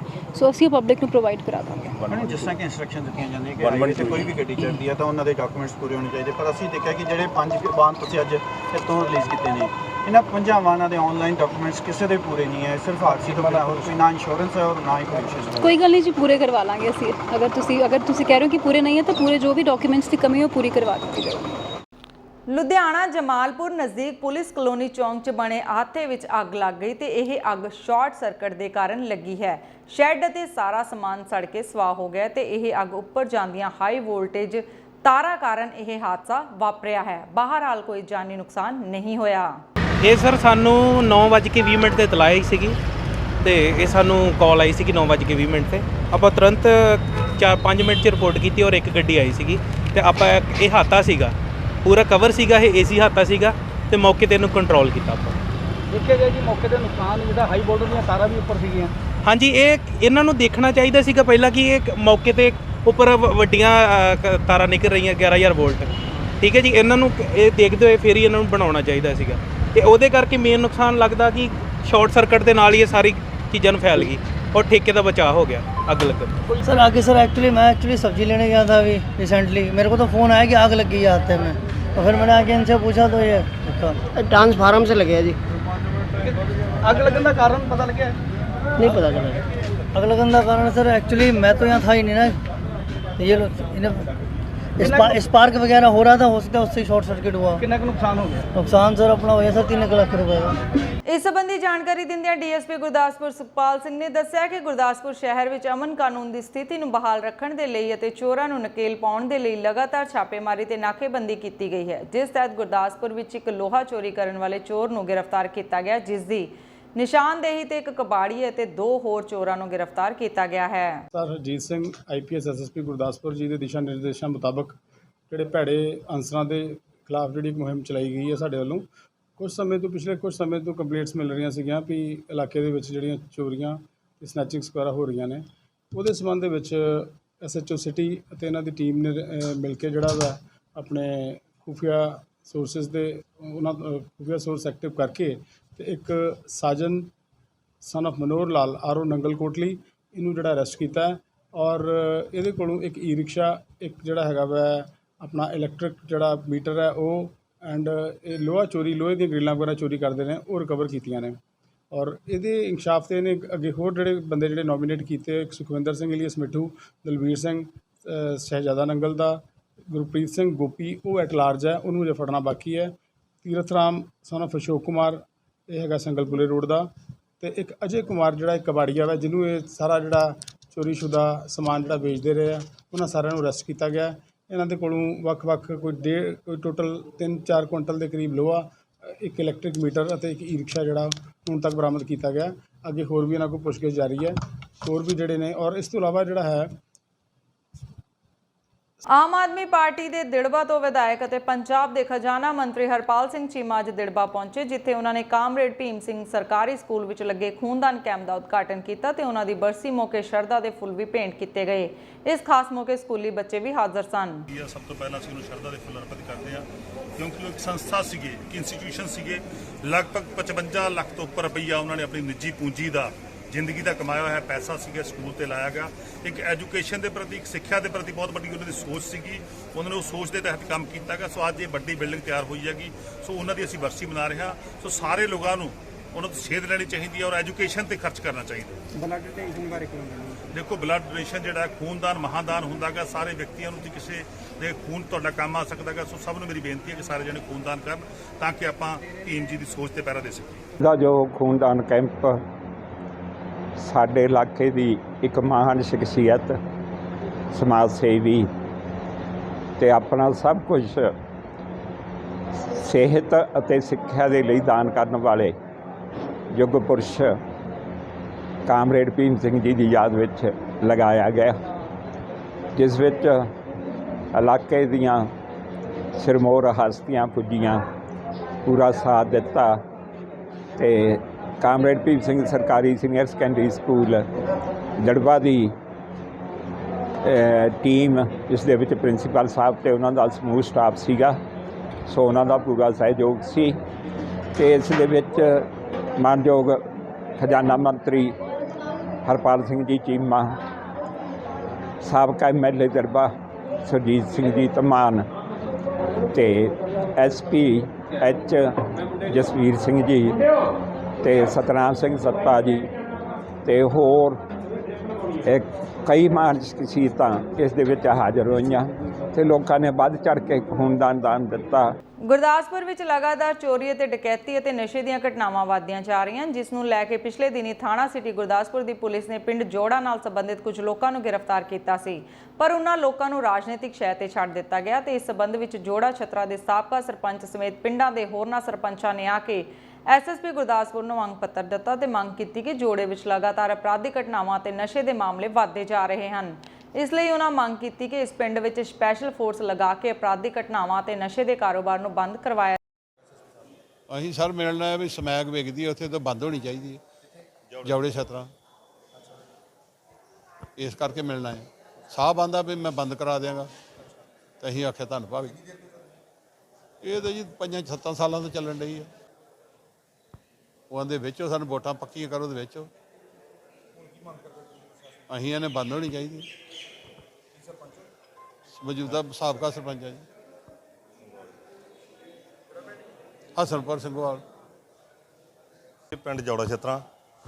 ਅਸੀਂ ਆ ਨਸ਼ੇ ਦੇ ਸਬੰਧ ਦੇ ਵਿੱਚ ਜੋ ਕਿ ਸਮੈਕ ਦਾ ਧੰਦਾ ਜਿਹੜਾ ਚੱਲਣ ਡਿਆ ਬੜੇ ਜ਼ੋਰਾਂ ਸ਼ੋਰਾਂ ਦੇ ਵਿੱਚ, ਉਹਦੇ ਸਬੰਧ ਦੇ ਵਿੱਚ ਆਏ ਆ। ਜੋ ਕਿ ਪੁਲਿਸ ਕੰਮ ਕਰਦੀ ਆ, ਬੰਦੇ ਫੜੇ ਹੀ ਬਿਲਕੁਲ ਸਮੈਕ ਵੇਚਦੇ ਨੇ, ਉਹ ਸਾਰਾ ਕੰਮ ਕਰਦੇ ਨੇ, ਪਰ ਇਹ ਆ ਵੀ ਉਹਨਾਂ ਨੂੰ ਉਹਦਾ ਡਰਾਮਾ ਹੋਰ ਹੀ ਬਣਾਉਣਾ ਚਾਹੁੰਦੇ ਸੀ। ਇਹ ਕਰਕੇ ਸਾਨੂੰ ਇਹ ਸਾਰਾ ਇਲਾਕਾ ਇਕੱਠਾ ਹੋਇਆ ਵੀ ਇਹ ਸਮੈਕ ਜਿਹੜੀ ਆ ਬੰਦ ਹੋਣੀ ਚਾਹੀਦੀ। ਅਸੀਂ ਸਾਹਿਬ ਨੂੰ ਵੀ ਮਿਲੇ ਆ, ਉਹਨਾਂ ਨੂੰ ਇਹੋ ਗੱਲ ਕਹੀ ਆ ਵੀ ਇਹਦਾ ਨਸ਼ੇ ਦਾ ਜਿਹੜਾ ਧੰਦਾ ਇਹ ਬੰਦ ਕਰਾਓ ਜੀ। ਇਹਨਾਂ ਆਮ ਕਰਕੇ ਕੋਠੀਆਂ ਮੰਜ਼ਲਾਂ ਕਈ ਕੁਝ ਬਣਾਇਆ ਇਹਨਾਂ ਨੇ, ਤੇ ਸਾਡੇ ਕੋਲ ਤਾਂ ਇਹ ਆ ਵੀ ਵੇਖੋ ਚੰਗੇ ਭਲੇ ਬੰਦੇ ਜਿਹੜੇ ਨੇ ਉਹਨਾਂ ਕੋਲ ਰੋਟੀ ਵੀ ਨਹੀਂ ਖਾਣ ਨੂੰ ਕਿਹੜੇ ਪੂਰੀ ਹੁੰਦੀ। ਇਹ ਕਰਕੇ ਅਸੀਂ ਹੋਰ ਕੋਈ ਮੰਗ ਨਹੀਂ ਕਰਦੇ। ਅਸੀਂ ਉਹਨਾਂ ਵੀ ਨਸ਼ੇ ਦਾ ਧੰਦਾ ਜਿਹੜਾ ਨਾ ਇਹ ਬੰਦ ਕਰਨਾ ਹੋਣਾ ਚਾਹੀਦਾ ਇਹਨਾਂ ਦਾ। ਮੇਰਾ ਪਿੰਡ ਜੋੜਾ ਛਤਰਾ ਜੀ। ਸਾਡੇ ਚਿੱਟੇ ਦਾ ਕੰਮ ਬਹੁਤ ਜ਼ੋਰਾਂ 'ਤੇ ਚੱਲ ਰਿਹਾ। ਇਹ ਚਿੱਟੇ ਦੇ ਨਾਂ 'ਤੇ ਜਿਹੜੇ ਲੋਕੀ ਲੈਣ ਆਉਂਦੇ ਨੇ, ਉਹ ਦਿਨੇ ਮੋਟਰਾਂ 'ਤੇ ਬਹਿੰਦੇ ਨੇ। ਉੱਥੇ ਇੰਨੀਆਂ ਜ਼ਿਆਦਾ ਸਰਿੰਜਾਂ ਦੇ ਮੋਟਰਾਂ 'ਤੇ ਜਾਣਾ ਤੰਗ ਹੋਇਆ ਪਿਆ ਸਾਨੂੰ। ਉੱਥੇ ਜਾ ਕੇ ਸਰਿੰਜਾਂ ਟੀਕੇ ਇੱਦਾਂ ਪਏ ਨੇ, ਜੇ ਇਕੱਲਾ ਬੰਦਾ ਜਾਂਦਾ ਮੋਟਰ ਦੇ ਉੱਤੇ ਤੇ ਉਹਦੇ ਕੋਲੋਂ ਜਿਹੜੇ ਮੋਬਾਈਲ ਵਗੈਰਾ ਉਹ ਵੀ ਖੋਏ ਜਾਂਦੇ ਨੇ। ਉਹਦੇ ਆਧਾਰ 'ਤੇ ਇੰਨੀਆਂ ਜ਼ਿਆਦਾ ਚੋਰੀਆਂ ਨੇ, ਮੋਟਰਾਂ ਦੀਆਂ ਤਾਰਾਂ ਲੱਥਣ ਡੀਆਂ ਨੇ ਮੋਟਰਾਂ ਵੀ ਉੱਥੋਂ ਚੁੱਕੀਆਂ ਜਾਣ ਡੀਆਂ ਨੇ ਤੇ ਇੰਨੀ ਕੁ ਜ਼ਿਆਦਾ ਮਾੜੇ ਹਾਲਾਤ ਨੇ। ਸ਼ਾਮ ਨੂੰ ਕੋਈ ਲੇਡੀਜ਼ ਬਾਹਰ ਸੜਕਾਂ ਦੇ ਉੱਤੇ ਇਕੱਲੀ ਨਹੀਂ ਜਾ ਸਕਦੀ, ਉਹਦੇ ਜੋ ਗਹਿਣਾ ਗੱਟਾ ਪਾਇਆ ਹੁੰਦਾ ਉਹ ਵੀ ਲੱਥ ਜਾਂਦਾ ਆ। ਇਸ ਤੋਂ ਸਾਰੇ ਤੰਗ ਹੋ ਕੇ ਲਾਗੇ ਪਿੰਡਾਂ ਦੇ ਜਿਹੜੇ ਨੇ ਐਸਐਸਪੀ ਸਾਹਿਬ ਨੂੰ ਦਰਖਾਸਤ ਕਰਨ ਆਏ ਨੇ ਵੀ ਸਾਡੀ ਬੇਨਤੀ ਪ੍ਰਵਾਨ ਕੀਤੀ ਜਾਏ, ਇਸ ਨਸ਼ੇ ਦੇ ਉੱਤੇ ਠੱਲ ਪਾਈ ਜਾਏ ਤੇ ਲੋਕਾਂ ਦੇ ਜਿਹੜੇ ਬੱਚੇ ਛੋਟੇ ਛੋਟੇ ਨੇ ਨਸ਼ੇ ਦੇ ਵੱਲ ਜ਼ਿਆਦਾ ਜਾ ਰਹੇ ਨੇ, ਉਹਨਾਂ ਦੇ ਉੱਤੇ ਜਿਹੜੇ ਨਾ ਉਹ ਬੱਚੇ ਬਚ ਸਕਣ ਇਹਨਾਂ ਚੀਜ਼ਾਂ ਤੋਂ। ਫੜਿਆ ਗਿਆ ਬੰਦਾ ਉਹ ਵੀ ਉਹ ਛੱਡਿਆ ਗਿਆ ਜੀ। ਅਸੀਂ ਇਹਨਾਂ ਨੂੰ ਇਹੋ ਮੰਗ ਕਰਦੇ ਹਾਂ ਵੀ ਸਾਨੂੰ ਇਨਸਾਫ ਦਿੱਤਾ ਜਾਏ ਲੋਕਾਂ ਨੂੰ। ਇਹਨਾਂ ਦੀ ਜਾਨ ਬਾਹਰ ਅੰਦਰ ਝੋਨੇ ਵੀ ਲਾਉਣੇ ਨੇ, ਰਾਤ ਬਰਾਤ ਵੀ ਜਾਣਾ ਹੁੰਦਾ ਆ ਤੇ ਜਦੋਂ ਰਾਤ ਬਰਾਤ 5-5 7-7 ਜਾਣੇ ਬੰਦੇ ਇੱਕ ਬੰਦੇ ਨੂੰ ਇਕੱਲੇ ਨੂੰ ਮੋਟਰ ਤੇ ਫੜ ਲੈਂਦੇ ਨੇ ਤੇ ਉਹਨਾਂ ਦਾ ਕੋਈ ਹੱਲ ਨਹੀਂਗਾ। ਤੇ ਜੇ ਅਸੀਂ ਦੱਸਦੇ ਵੀ ਆ ਥੱਲੇ ਤਾਂ ਉਹਦਾ ਪ੍ਰਸ਼ਾਸਨ ਪੁਲਿਸ ਡਿਪਾਰਟਮੈਂਟ ਕੋਈ ਹੱਲ ਨਹੀਂ ਕੀਤਾ ਜਾਣ ਡਿਆ ਅਜੇ ਤੱਕ ਜੀ। ਤੇ ਇਹਨਾਂ ਨੇ ਆਖਿਆ ਵੀ ਤੁਹਾਡੇ ਪਹਿਲ ਦੇ ਆਧਾਰ ਦੇ ਉੱਤੇ ਜਿਹੜਾ ਤੁਹਾਡਾ ਇਹ ਮੰਗ ਜਿਹੜੀ ਉਹ ਪੂਰੀ ਕੀਤੀ ਜਾਏਗੀ। ਹਰਵਿੰਦਰ ਕੌਰ ਮਿੰਟੀ ਪੀੜਿਤ ਜੋ ਕਿ ਵਿਜੇ ਸਾਂਪਲਾ ਅਤੇ ਸਾਂਪਲਾ ਪਰਿਵਾਰ ਖਿਲਾਫ ਇਸ ਦੇ ਵੱਲੋਂ 2017 ਦੇ ਵਿੱਚ ਮਾਮਲਾ ਦਰਜ ਕਰਵਾਇਆ ਗਿਆ ਸੀ, ਜਿਸ ਦੇ ਚੱਲਦੇ ਵਿਜੇ ਸਾਂਪਲਾ ਦਾ ਡਰਾਈਵਰ ਸੁਖਵਿੰਦਰ ਸਿੰਘ ਸ਼ੇਰੂ ਤੇ ਵੀ ਮੁਕੱਦਮਾ ਦਰਜ ਕਰਵਾ ਕੇ ਮਿੱਟੀ ਦੇ ਵੱਲੋਂ ਉਸ ਖਿਲਾਫ ਕਾਰਵਾਈ ਵੀ ਕਰਵਾਈ ਗਈ ਸੀ ਤੇ ਜਲੰਧਰ ਦੇ ਥਾਣਾ ਨਵੀਂ ਬਾਰਾਦਰੀ ਦੀ ਪੁਲਿਸ ਵੱਲੋਂ ਉਸ ਤੇ ਐਕਸ਼ਨ ਵੀ ਦਿੱਤਾ ਗਿਆ ਹੈ। ਪੁਲਿਸ ਦਾ ਕਹਿਣਾ ਹੈ ਕਿ ਇਹ ਜਲੰਧਰ ਕੈਂਟ ਦੇ ਪਿੰਡ ਸੋਫੀ ਪਿੰਡ ਦਾ ਰਹਿਣ ਵਾਲਾ ਹੈ, ਜੋ ਕਿ ਹਰਵਿੰਦਰ ਕੌਰ ਮਿੰਟੀ ਵੱਲੋਂ ਸ਼ਿਕਾਇਤ ਦਿੱਤੀ ਗਈ ਸੀ, ਉਸੇ ਆਧਾਰ ਤੇ ਕਾਰਵਾਈ ਕੀਤੀ ਜਾ ਰਹੀ ਹੈ ਤੇ ਸੀ ਜਿਹਦੇ ਵਿੱਚ ਪੁਲਿਸ ਨੇ ਮੈਨੂੰ ਉਹਨਾਂ ਦੇ ਹੀ ਵਿਜੇ ਸਾਂਪਲਾ ਦੇ ਪੀਏ ਦੇ ਫੋਨ ਕਰਨ ਤੇ, ਇਹ ਕੌਣ ਨੇ ਸ਼ੇਰੂ, ਇਹ ਜਿਹੜਾ ਉਹਨਾਂ ਦਾ ਡਰਾਈਵਰ ਰਿਹਾ ਆ ਇਹੋ ਸੁਖਵਿੰਦਰ ਕੌਰ ਸ਼ੇਰੂ, ਜੋ ਕਿ ਅੱਜ ਤੱਕ ਪਹਿਲਾਂ ਦੀਆਂ ਸੈੱਟ ਦੀਆਂ ਟੀਮਾਂ ਜਾਂ ਪੁਲਿਸ ਉਹਨਾਂ ਨੂੰ ਬਚਾਉਂਦੀ ਰਹੀ, ਪਰ ਪਹਿਲੀ ਵਾਰ 26/4/17 ਨੂੰ ਇਨਸੀਡੈਂਟ ਹੋਇਆ ਸੀ, ਜਿਹਦੇ ਵਿੱਚ ਅੱਜ 5 ਸਾਲ ਦੀ ਤਸ਼ੱਦਦ 5 ਸਾਲ ਹੁਣੇ ਮਤਲਬ 26 ਦੀ ਉਹ ਤਸ਼ੱਦਦ ਸਹਿੰਦੀ ਰਹੀ ਔਰ ਪਹਿਲੀ ਵਾਰ ਇਹ ਚੀਜ਼ ਆ ਕਿ ਕਿਸੇ ਬੰਦੇ ਦੀ ਅਰੈਸਟ ਪੁਲਿਸ ਨੇ ਪਵਾਈ। ਅੱਜ ਮੈਂ ਉਹਨੂੰ ਫੜਾਇਆ ਕੋਰਟ ਦੇ ਵਿੱਚੋਂ, ਇਹਦੀਆਂ ਜਿਹੜੀਆਂ ਬੇਲ ਆ ਉਹ ਇਹਨਾਂ ਦੀਆਂ ਜਿਹੜੀਆਂ ਡਿਸਮਿਸ ਹੋਈਆਂ ਨੇ, ਸੋ ਇਹਨਾਂ ਨੂੰ ਪੁਲਿਸ ਪਹਿਲਾਂ ਫੜਦੀ ਨਹੀਂ ਸੀ ਕਦੀ। ਅੱਜ 5 ਸਾਲਾਂ ਦੀ ਤਸ਼ੱਦਦ ਸਹਿਣ ਤੋਂ ਬਾਅਦ ਅੱਜ ਮੈਨੂੰ ਕਿਤੇ ਨਾ ਕਿਤੇ ਇਨਸਾਫ ਦੀ ਉਮੀਦ ਜਾਗੀ ਵੀ ਆ ਤੇ ਸੋ ਪੁਲਿਸ ਨੇ ਇੱਕ ਚੰਗਾ ਕੰਮ ਵੀ ਜੋ ਇੰਨੇ ਟਾਈਮ ਤੋਂ ਧੱਕਾ ਕਰ ਰਹੀ ਸੀ, ਅੱਜ ਕਿਤੇ ਨਾ ਕਿਤੇ ਉਹ ਮੇਰੇ ਨਾਲ ਚੰਗਾ ਵੀ ਹੋਇਆ ਆ।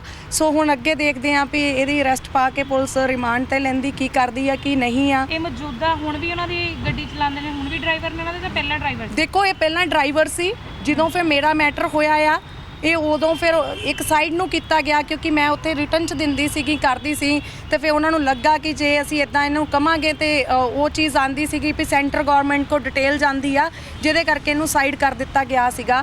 ਔਰ ਇਹ ਇੱਕ ਨਹੀਂ ਸੀ, ਦੋਸ਼ੀ ਤਾਂ ਬਹੁਤ ਜ਼ਿਆਦਾ ਨੇ, ਖੁਦ ਦੀਆਂ ਸਟੇਟਮੈਂਟਸ ਹੀ ਮੰਨਦੇ ਨੇ। ਮੈਂ ਨਹੀਂ ਇਹ ਕਹਿੰਦੀ ਔਨ ਰਿਕਾਰਡ ਕੋਰਟ ਦੇ ਵਿੱਚ ਆ ਔਰ ਮੈਨੂੰ ਉਹ ਚਲਾਨ ਦੀ ਕਾਪੀ ਮਿਲੀ ਹੋਈ ਆ, ਜਿਹਦੇ ਵਿੱਚ ਸਾਰੇ ਉਹ ਪਿੰਡ ਦੇ ਬਹੁਤ ਸਾਰੇ ਵਿਅਕਤੀਆਂ ਦੀਆਂ ਨੇ। ਵਿੱਚ ਕੀ ਰੋਲ ਸੀਗਾ ਸ਼ੇਰੂ ਔਰ ਸ਼ੇਰੂ ਦੀ ਮਦਰ ਜਦੋਂ ਸਾਹਿਲ ਸਾਂਪਲਾ ਇਹਨਾਂ ਦੇ ਫੋਨ ਯੂਜ਼ ਕਰ ਰਿਹਾ ਸੀਗਾ ਤੇ ਇਹਨਾਂ ਨੂੰ ਕਹਿ ਰਿਹਾ ਸੀ ਇਹਨੂੰ ਘਸੀਟ ਕੇ ਹੀ ਗੱਡੀ 'ਚ ਸੁੱਟ ਦੇਵੋ, ਵਿਜੇ ਸਾਂਪਲਾ ਦਾ ਜਿਹੜਾ ਪੁੱਤਰ ਆ ਸਾਹਿਲ ਸਾਂਪਲਾ, ਔਰ ਉਹਨੇ ਹੀ ਪੁਲਿਸ ਨੂੰ ਆਪ ਉਹਦੀ ਖੁਦ ਦੀ ਸਟੇਟਮੈਂਟ ਆ ਕਿ ਸਾਡੇ ਪੀਏ ਨੇ ਪੁਲਿਸ ਬੁਲਾਈ ਆ ਤੇ ਉਸ ਪੁਲਿਸ ਨੇ ਅਗਵਾ ਕਰਕੇ ਮੈਨੂੰ ਨਾਰੀ ਨਿਕੇਤਨ 'ਚ ਇੱਕ ਦਿਨ ਇੱਕ ਰਾਤ ਰੱਖ ਕੇ ਟੌਰਚਰ ਕੀਤਾ ਸੀਗਾ। ਸੋ ਉਹ ਇਹ ਮੇਨ ਜਿਹੜਾ ਕੇਸ ਆ ਜਿਹਦੇ ਵਿੱਚ ਫੋਨ ਵਗੈਰਾ ਆਇਆ ਰਾਤ, ਉਸ ਰਾਤ ਮੈਂ ਪੁਲਿਸ ਮੈਨੂੰ ਲੈ ਗਈ ਆ ਔਰ ਮੇਰੇ ਫੋਨ ਚਲਾਏ ਗਏ ਸੀਗੇ, ਮੇਰੀਆਂ ਆਈਡੀਆਂ ਡਿਲੀਟ, ਜਿਹਦੇ ਵਿੱਚ ਪੂਰਾ ਲਾਈਵ ਸੀ। ਸੂਟਰਵਿਜ਼ੀ ਨੂੰ ਵੀ ਉਸ ਦਾ ਪਤਾ, ਉਸ ਟਾਈਮ ਦੇ ਜਿਹੜਾ ਮੌਜੂਦਾ ਉਸ ਟਾਈਮ SHO ਗੁਰਪ੍ਰੀਤ ਸੀ ਉਹਨੂੰ ਵੀ ਸਭ ਕੁਝ ਪਤਾ ਸੀ। ਮੈਨੂੰ ਜੋ ਵਿਦਆਊਟ ਰਿਕਾਰਡ ਰੱਖਿਆ ਗਿਆ, ਜੋ ਮੇਰੇ 'ਤੇ ਅਤਿਆਚਾਰ ਹੁਣ ਤੱਕ ਹੁੰਦੇ ਆਏ ਨੇ, ਅੱਜ ਪਹਿਲੀ ਵਾਰ ਆ ਕੇ ਇਹ ਕਿਉਂ ਨਹੀਂ ਅੱਗੇ ਹਾਈ ਕੋਰਟ ਜਾਂਦੇ ਸੀ ਜਾਂ ਪੁਲਿਸ ਕਿਉਂ ਨਹੀਂ ਫੜਦੀ ਸੀ।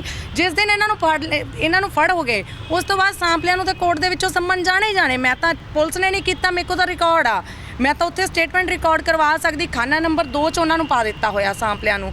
ਪਰ ਅੱਜ ਜੋ ਹੈ ਇੰਨੇ ਸਾਲਾਂ ਦੀ ਮਿਹਨਤ ਤੋਂ ਮੈਂ ਇਕੱਲੀ ਨੇ, ਅੱਜ ਵੀ ਮੈਂ ਪਹਿਲਾਂ ਇੱਕ ਕੋਰਟ ਗਈ ਫਿਰ ਦੂਸਰੀ ਕੋਰਟ, ਪਹਿਲਾਂ ਸ਼ੀਤਲ ਅੰਗਰਾਲ ਦੇ ਉੱਤੇ ਜਿਹੜਾ ਕੇਸ ਚੱਲ ਰਿਹਾ ਆ 63/17 ਸ਼ੀਤਲ ਅੰਗਰਾਲ ਕੋਰਟ 'ਚ ਨਹੀਂ ਉਸ ਟਾਈਮ ਤੱਕ ਤਾਂ ਆਇਆ ਨਹੀਂ ਸੀਗਾ। ਸੋ ਜੱਜ ਸਰ ਕੋ ਉਹਨਾਂ ਕੋ ਪੇਸ਼ ਹੋਈ, ਫਿਰ ਇਹ ਮੈਡਮ ਕੋ ਗਈ ਕਿ ਮੈਮ ਉਹ ਕਹਿ ਰਹੇ ਆ ਥਾਣੇ ਵਾਲੇ ਸਾਡੇ ਕੋ ਵਾਰੰਟ ਨਹੀਂ ਆਏ। ਫਿਰ ਮੈਂ ਜਿਹੜੀ ਇਹਦੀ ਬੇਲ ਡਿਸਮਿਸ ਦੀ ਕਾਪੀ ਸੀਗੀ ਮੈਂ ਉਹ ਲਈ ਆ ਤੇ ਉਹ ਲੈ ਕੇ ਹੀ ਮੈਂ ਪੁਲਿਸ ਨੂੰ ਅੱਜ ਫੜਾਇਆ ਆ। ਸੋ ਅੱਜ ਜੋ ਪੁਲਿਸ ਨੇ ਕੀਤਾ ਆ ਇੰਨੇ ਸਾਲ ਤਸ਼ੱਦਦ ਸਹਿਣ ਤੋਂ ਬਾਅਦ ਅੱਜ ਇੱਕ ਬੰਦੀ ਜੋ ਉਹਨਾਂ ਦੀ ਡਿਊਟੀ ਸੀ, ਅੱਜ ਉਹਨਾਂ ਨੇ ਆਪਦੀ ਬੰਦੀ ਡਿਊਟੀ ਕੀਤੀ ਆ ਤੇ ਇੱਕ ਉਮੀਦ ਜਾਗੀ ਆ। ਜਲੰਧਰ ਥਾਣਾ ਬਸਤੀ ਬਾਵਾ ਖੇਲ ਦੀ ਪੁਲਿਸ ਵੱਲੋਂ ਚੋਰਾਂ ਨੂੰ ਨੱਥ ਪਾਉਣ ਦੇ ਸਬੰਧ ਵਿੱਚ ਚਲਾਈ ਗਈ ਮੁਹਿੰਮ ਦੇ ਤਹਿਤ ACP ਵਰਿਆਮ ਸਿੰਘ ਦੀ ਅਗਵਾਈ ਹੇਠ ATM 'ਚੋਂ ਬੈਟਰੀ ਚੋਰੀ ਕਰਨ ਵਾਲੇ ਗਿਰੋਹ ਨੂੰ ਗ੍ਰਿਫਤਾਰ ਕਰਨ ਵਿੱਚ ਸਫਲਤਾ ਹਾਸਲ ਕੀਤੀ ਗਈ ਹੈ। ਫਿਲਹਾਲ ਪੁਲਿਸ ਵੱਲੋਂ ਇਹਨਾਂ 5 ਚੋਰਾਂ ਨੂੰ ਗ੍ਰਿਫਤਾਰ ਕਰਕੇ 2 ਦਿਨ ਦਾ ਰਿਮਾਂਡ ਹਾਸਲ ਕੀਤਾ ਹੈ ਤੇ ਇਹਨਾਂ ਤੋਂ ਪੁੱਛਗਿੱਛ ਕਰਕੇ ਹੋਰ ਵੀ ਵਾਰਦਾਤਾਂ ਦੇ ਖੁਲਾਸੇ ਹੋਣ ਦੀ ਆਸ਼ੰਕਾ ਹੈ। ਏਰੀਆ ਇਹਦੇ ਵਿੱਚ ATMਾਂ ਦੇ ਵਿੱਚ ਜਿਹੜੇ ਆ ਬੈਟਰੀਆਂ ਜਿਹੜੀਆਂ ਚੋਰੀਆਂ ਕਰ ਰਹੇ ਸੀ, ਜਿਸ ਦੇ ਸਬੰਧ ਦੇ ਵਿੱਚ ਮਾਨਯੋਗ ਕਮਿਸ਼ਨਰ ਸਾਹਿਬ ਸਰਦਾਰ ਗੁਰਪ੍ਰੀਤ ਸਿੰਘ IPS ਕਮਿਸ਼ਨਰ ਜਲੰਧਰ ਵੱਲੋਂ ਸਪੈਸ਼ਲ ਮੁਹਿੰਮ ਚਲਾਈ, ਜਿਸ ਦੀ ਅਗਵਾਈ ACP ਵਰਿਆਮ ਸਿੰਘ ਬਾਬਾ ਕੇ ਦੀ ਟੀਮ ਕਰ ਰਹੀ ਸੀ, ਜਿਨ੍ਹਾਂ ਨੇ ਇਨਫੋਰਮੇਸ਼ਨ ਆਈ ਸੀ ਕਿ ਇੱਕ ਗਰੋਹ ਆ ਜਿਹਦੀ ਅਗਵਾਈ ਜਿਹੜਾ ਬੌਬੀ ਨਾਂ ਦਾ ਲੜਕਾ ਕਰ ਰਿਹਾ, ਜਿਨ੍ਹਾਂ ਨੇ ਇਹ ਬੈਂਕਾਂ ਦੇ ਵਿੱਚ ਜਿਹੜੀਆਂ ਬੈਟਰੀਆਂ ਚੋਰੀਆਂ ਕਰ ਰਹੇ ਨੇ, ਜਿਨ੍ਹਾਂ ਦੇ ਨਾਲ 2 ਲੇਡੀਜ਼ ਨੇ।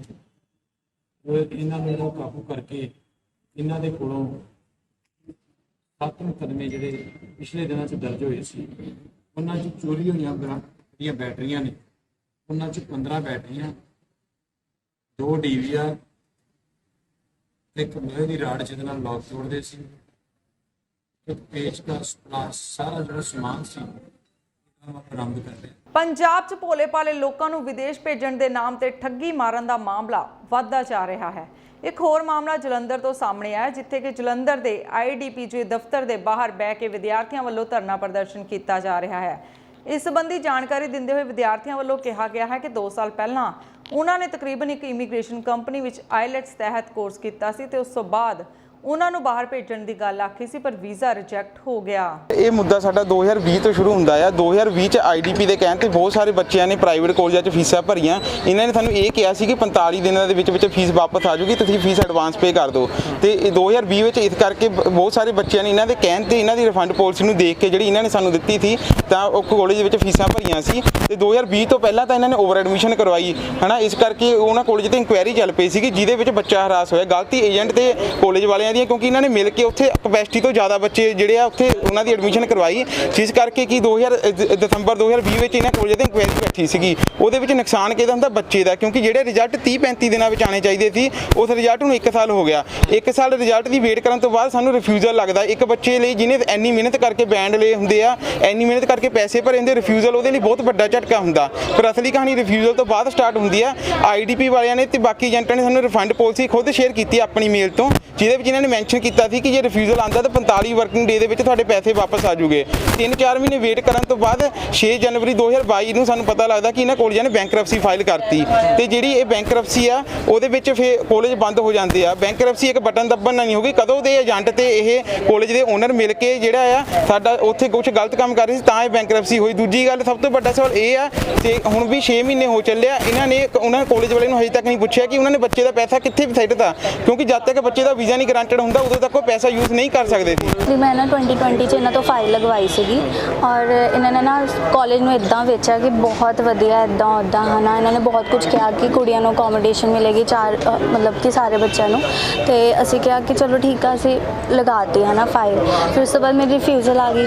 ਫਿਰ ਕਾਲਜ ਵਾਲਿਆਂ ਨੇ ਕੀ ਕਿਹਾ ਕਿ ਰਿਫੰਡ ਨਹੀਂ ਆ ਰਿਹਾ, ਤੇ ਫਿਰ ਉਹ ਬੈਂਕਰਪਟ ਹੋ ਗਏ ਕਾਲਜ। ਐਂਡ ਉਸ ਤੋਂ ਬਾਅਦ ਕੀ ਹੋਇਆ ਕਿ ਉਹ ਮੰਨ ਨਹੀਂ ਰਹੇ ਸੀਗੇ, ਮਤਲਬ ਬੈਂਕਰਪਟ ਹੋ ਗਏ ਤਾਂ ਉਹਨਾਂ ਕੋਲ ਪੈਸਾ ਨਹੀਂ। ਫਿਰ ਅਸੀਂ ਇਹਨਾਂ ਨੂੰ ਕਿਹਾ ਕਿ ਤੁਸੀਂ ਦੇ ਦਿਓ ਸਾਨੂੰ ਰਿਫੰਡ, ਤੇ ਕਹਿੰਦੇ ਸਾਡੇ ਕੋਲ ਕੋਈ ਲੀਗਲ ਰਾਈਟ ਨਹੀਂ ਹੈਗਾ, ਅਸੀਂ ਕਾਲਜ ਵਾਲਿਆਂ ਨੂੰ ਕੁਝ ਨਹੀਂ ਕਰ ਸਕਦੇ ਹੈ ਨਾ।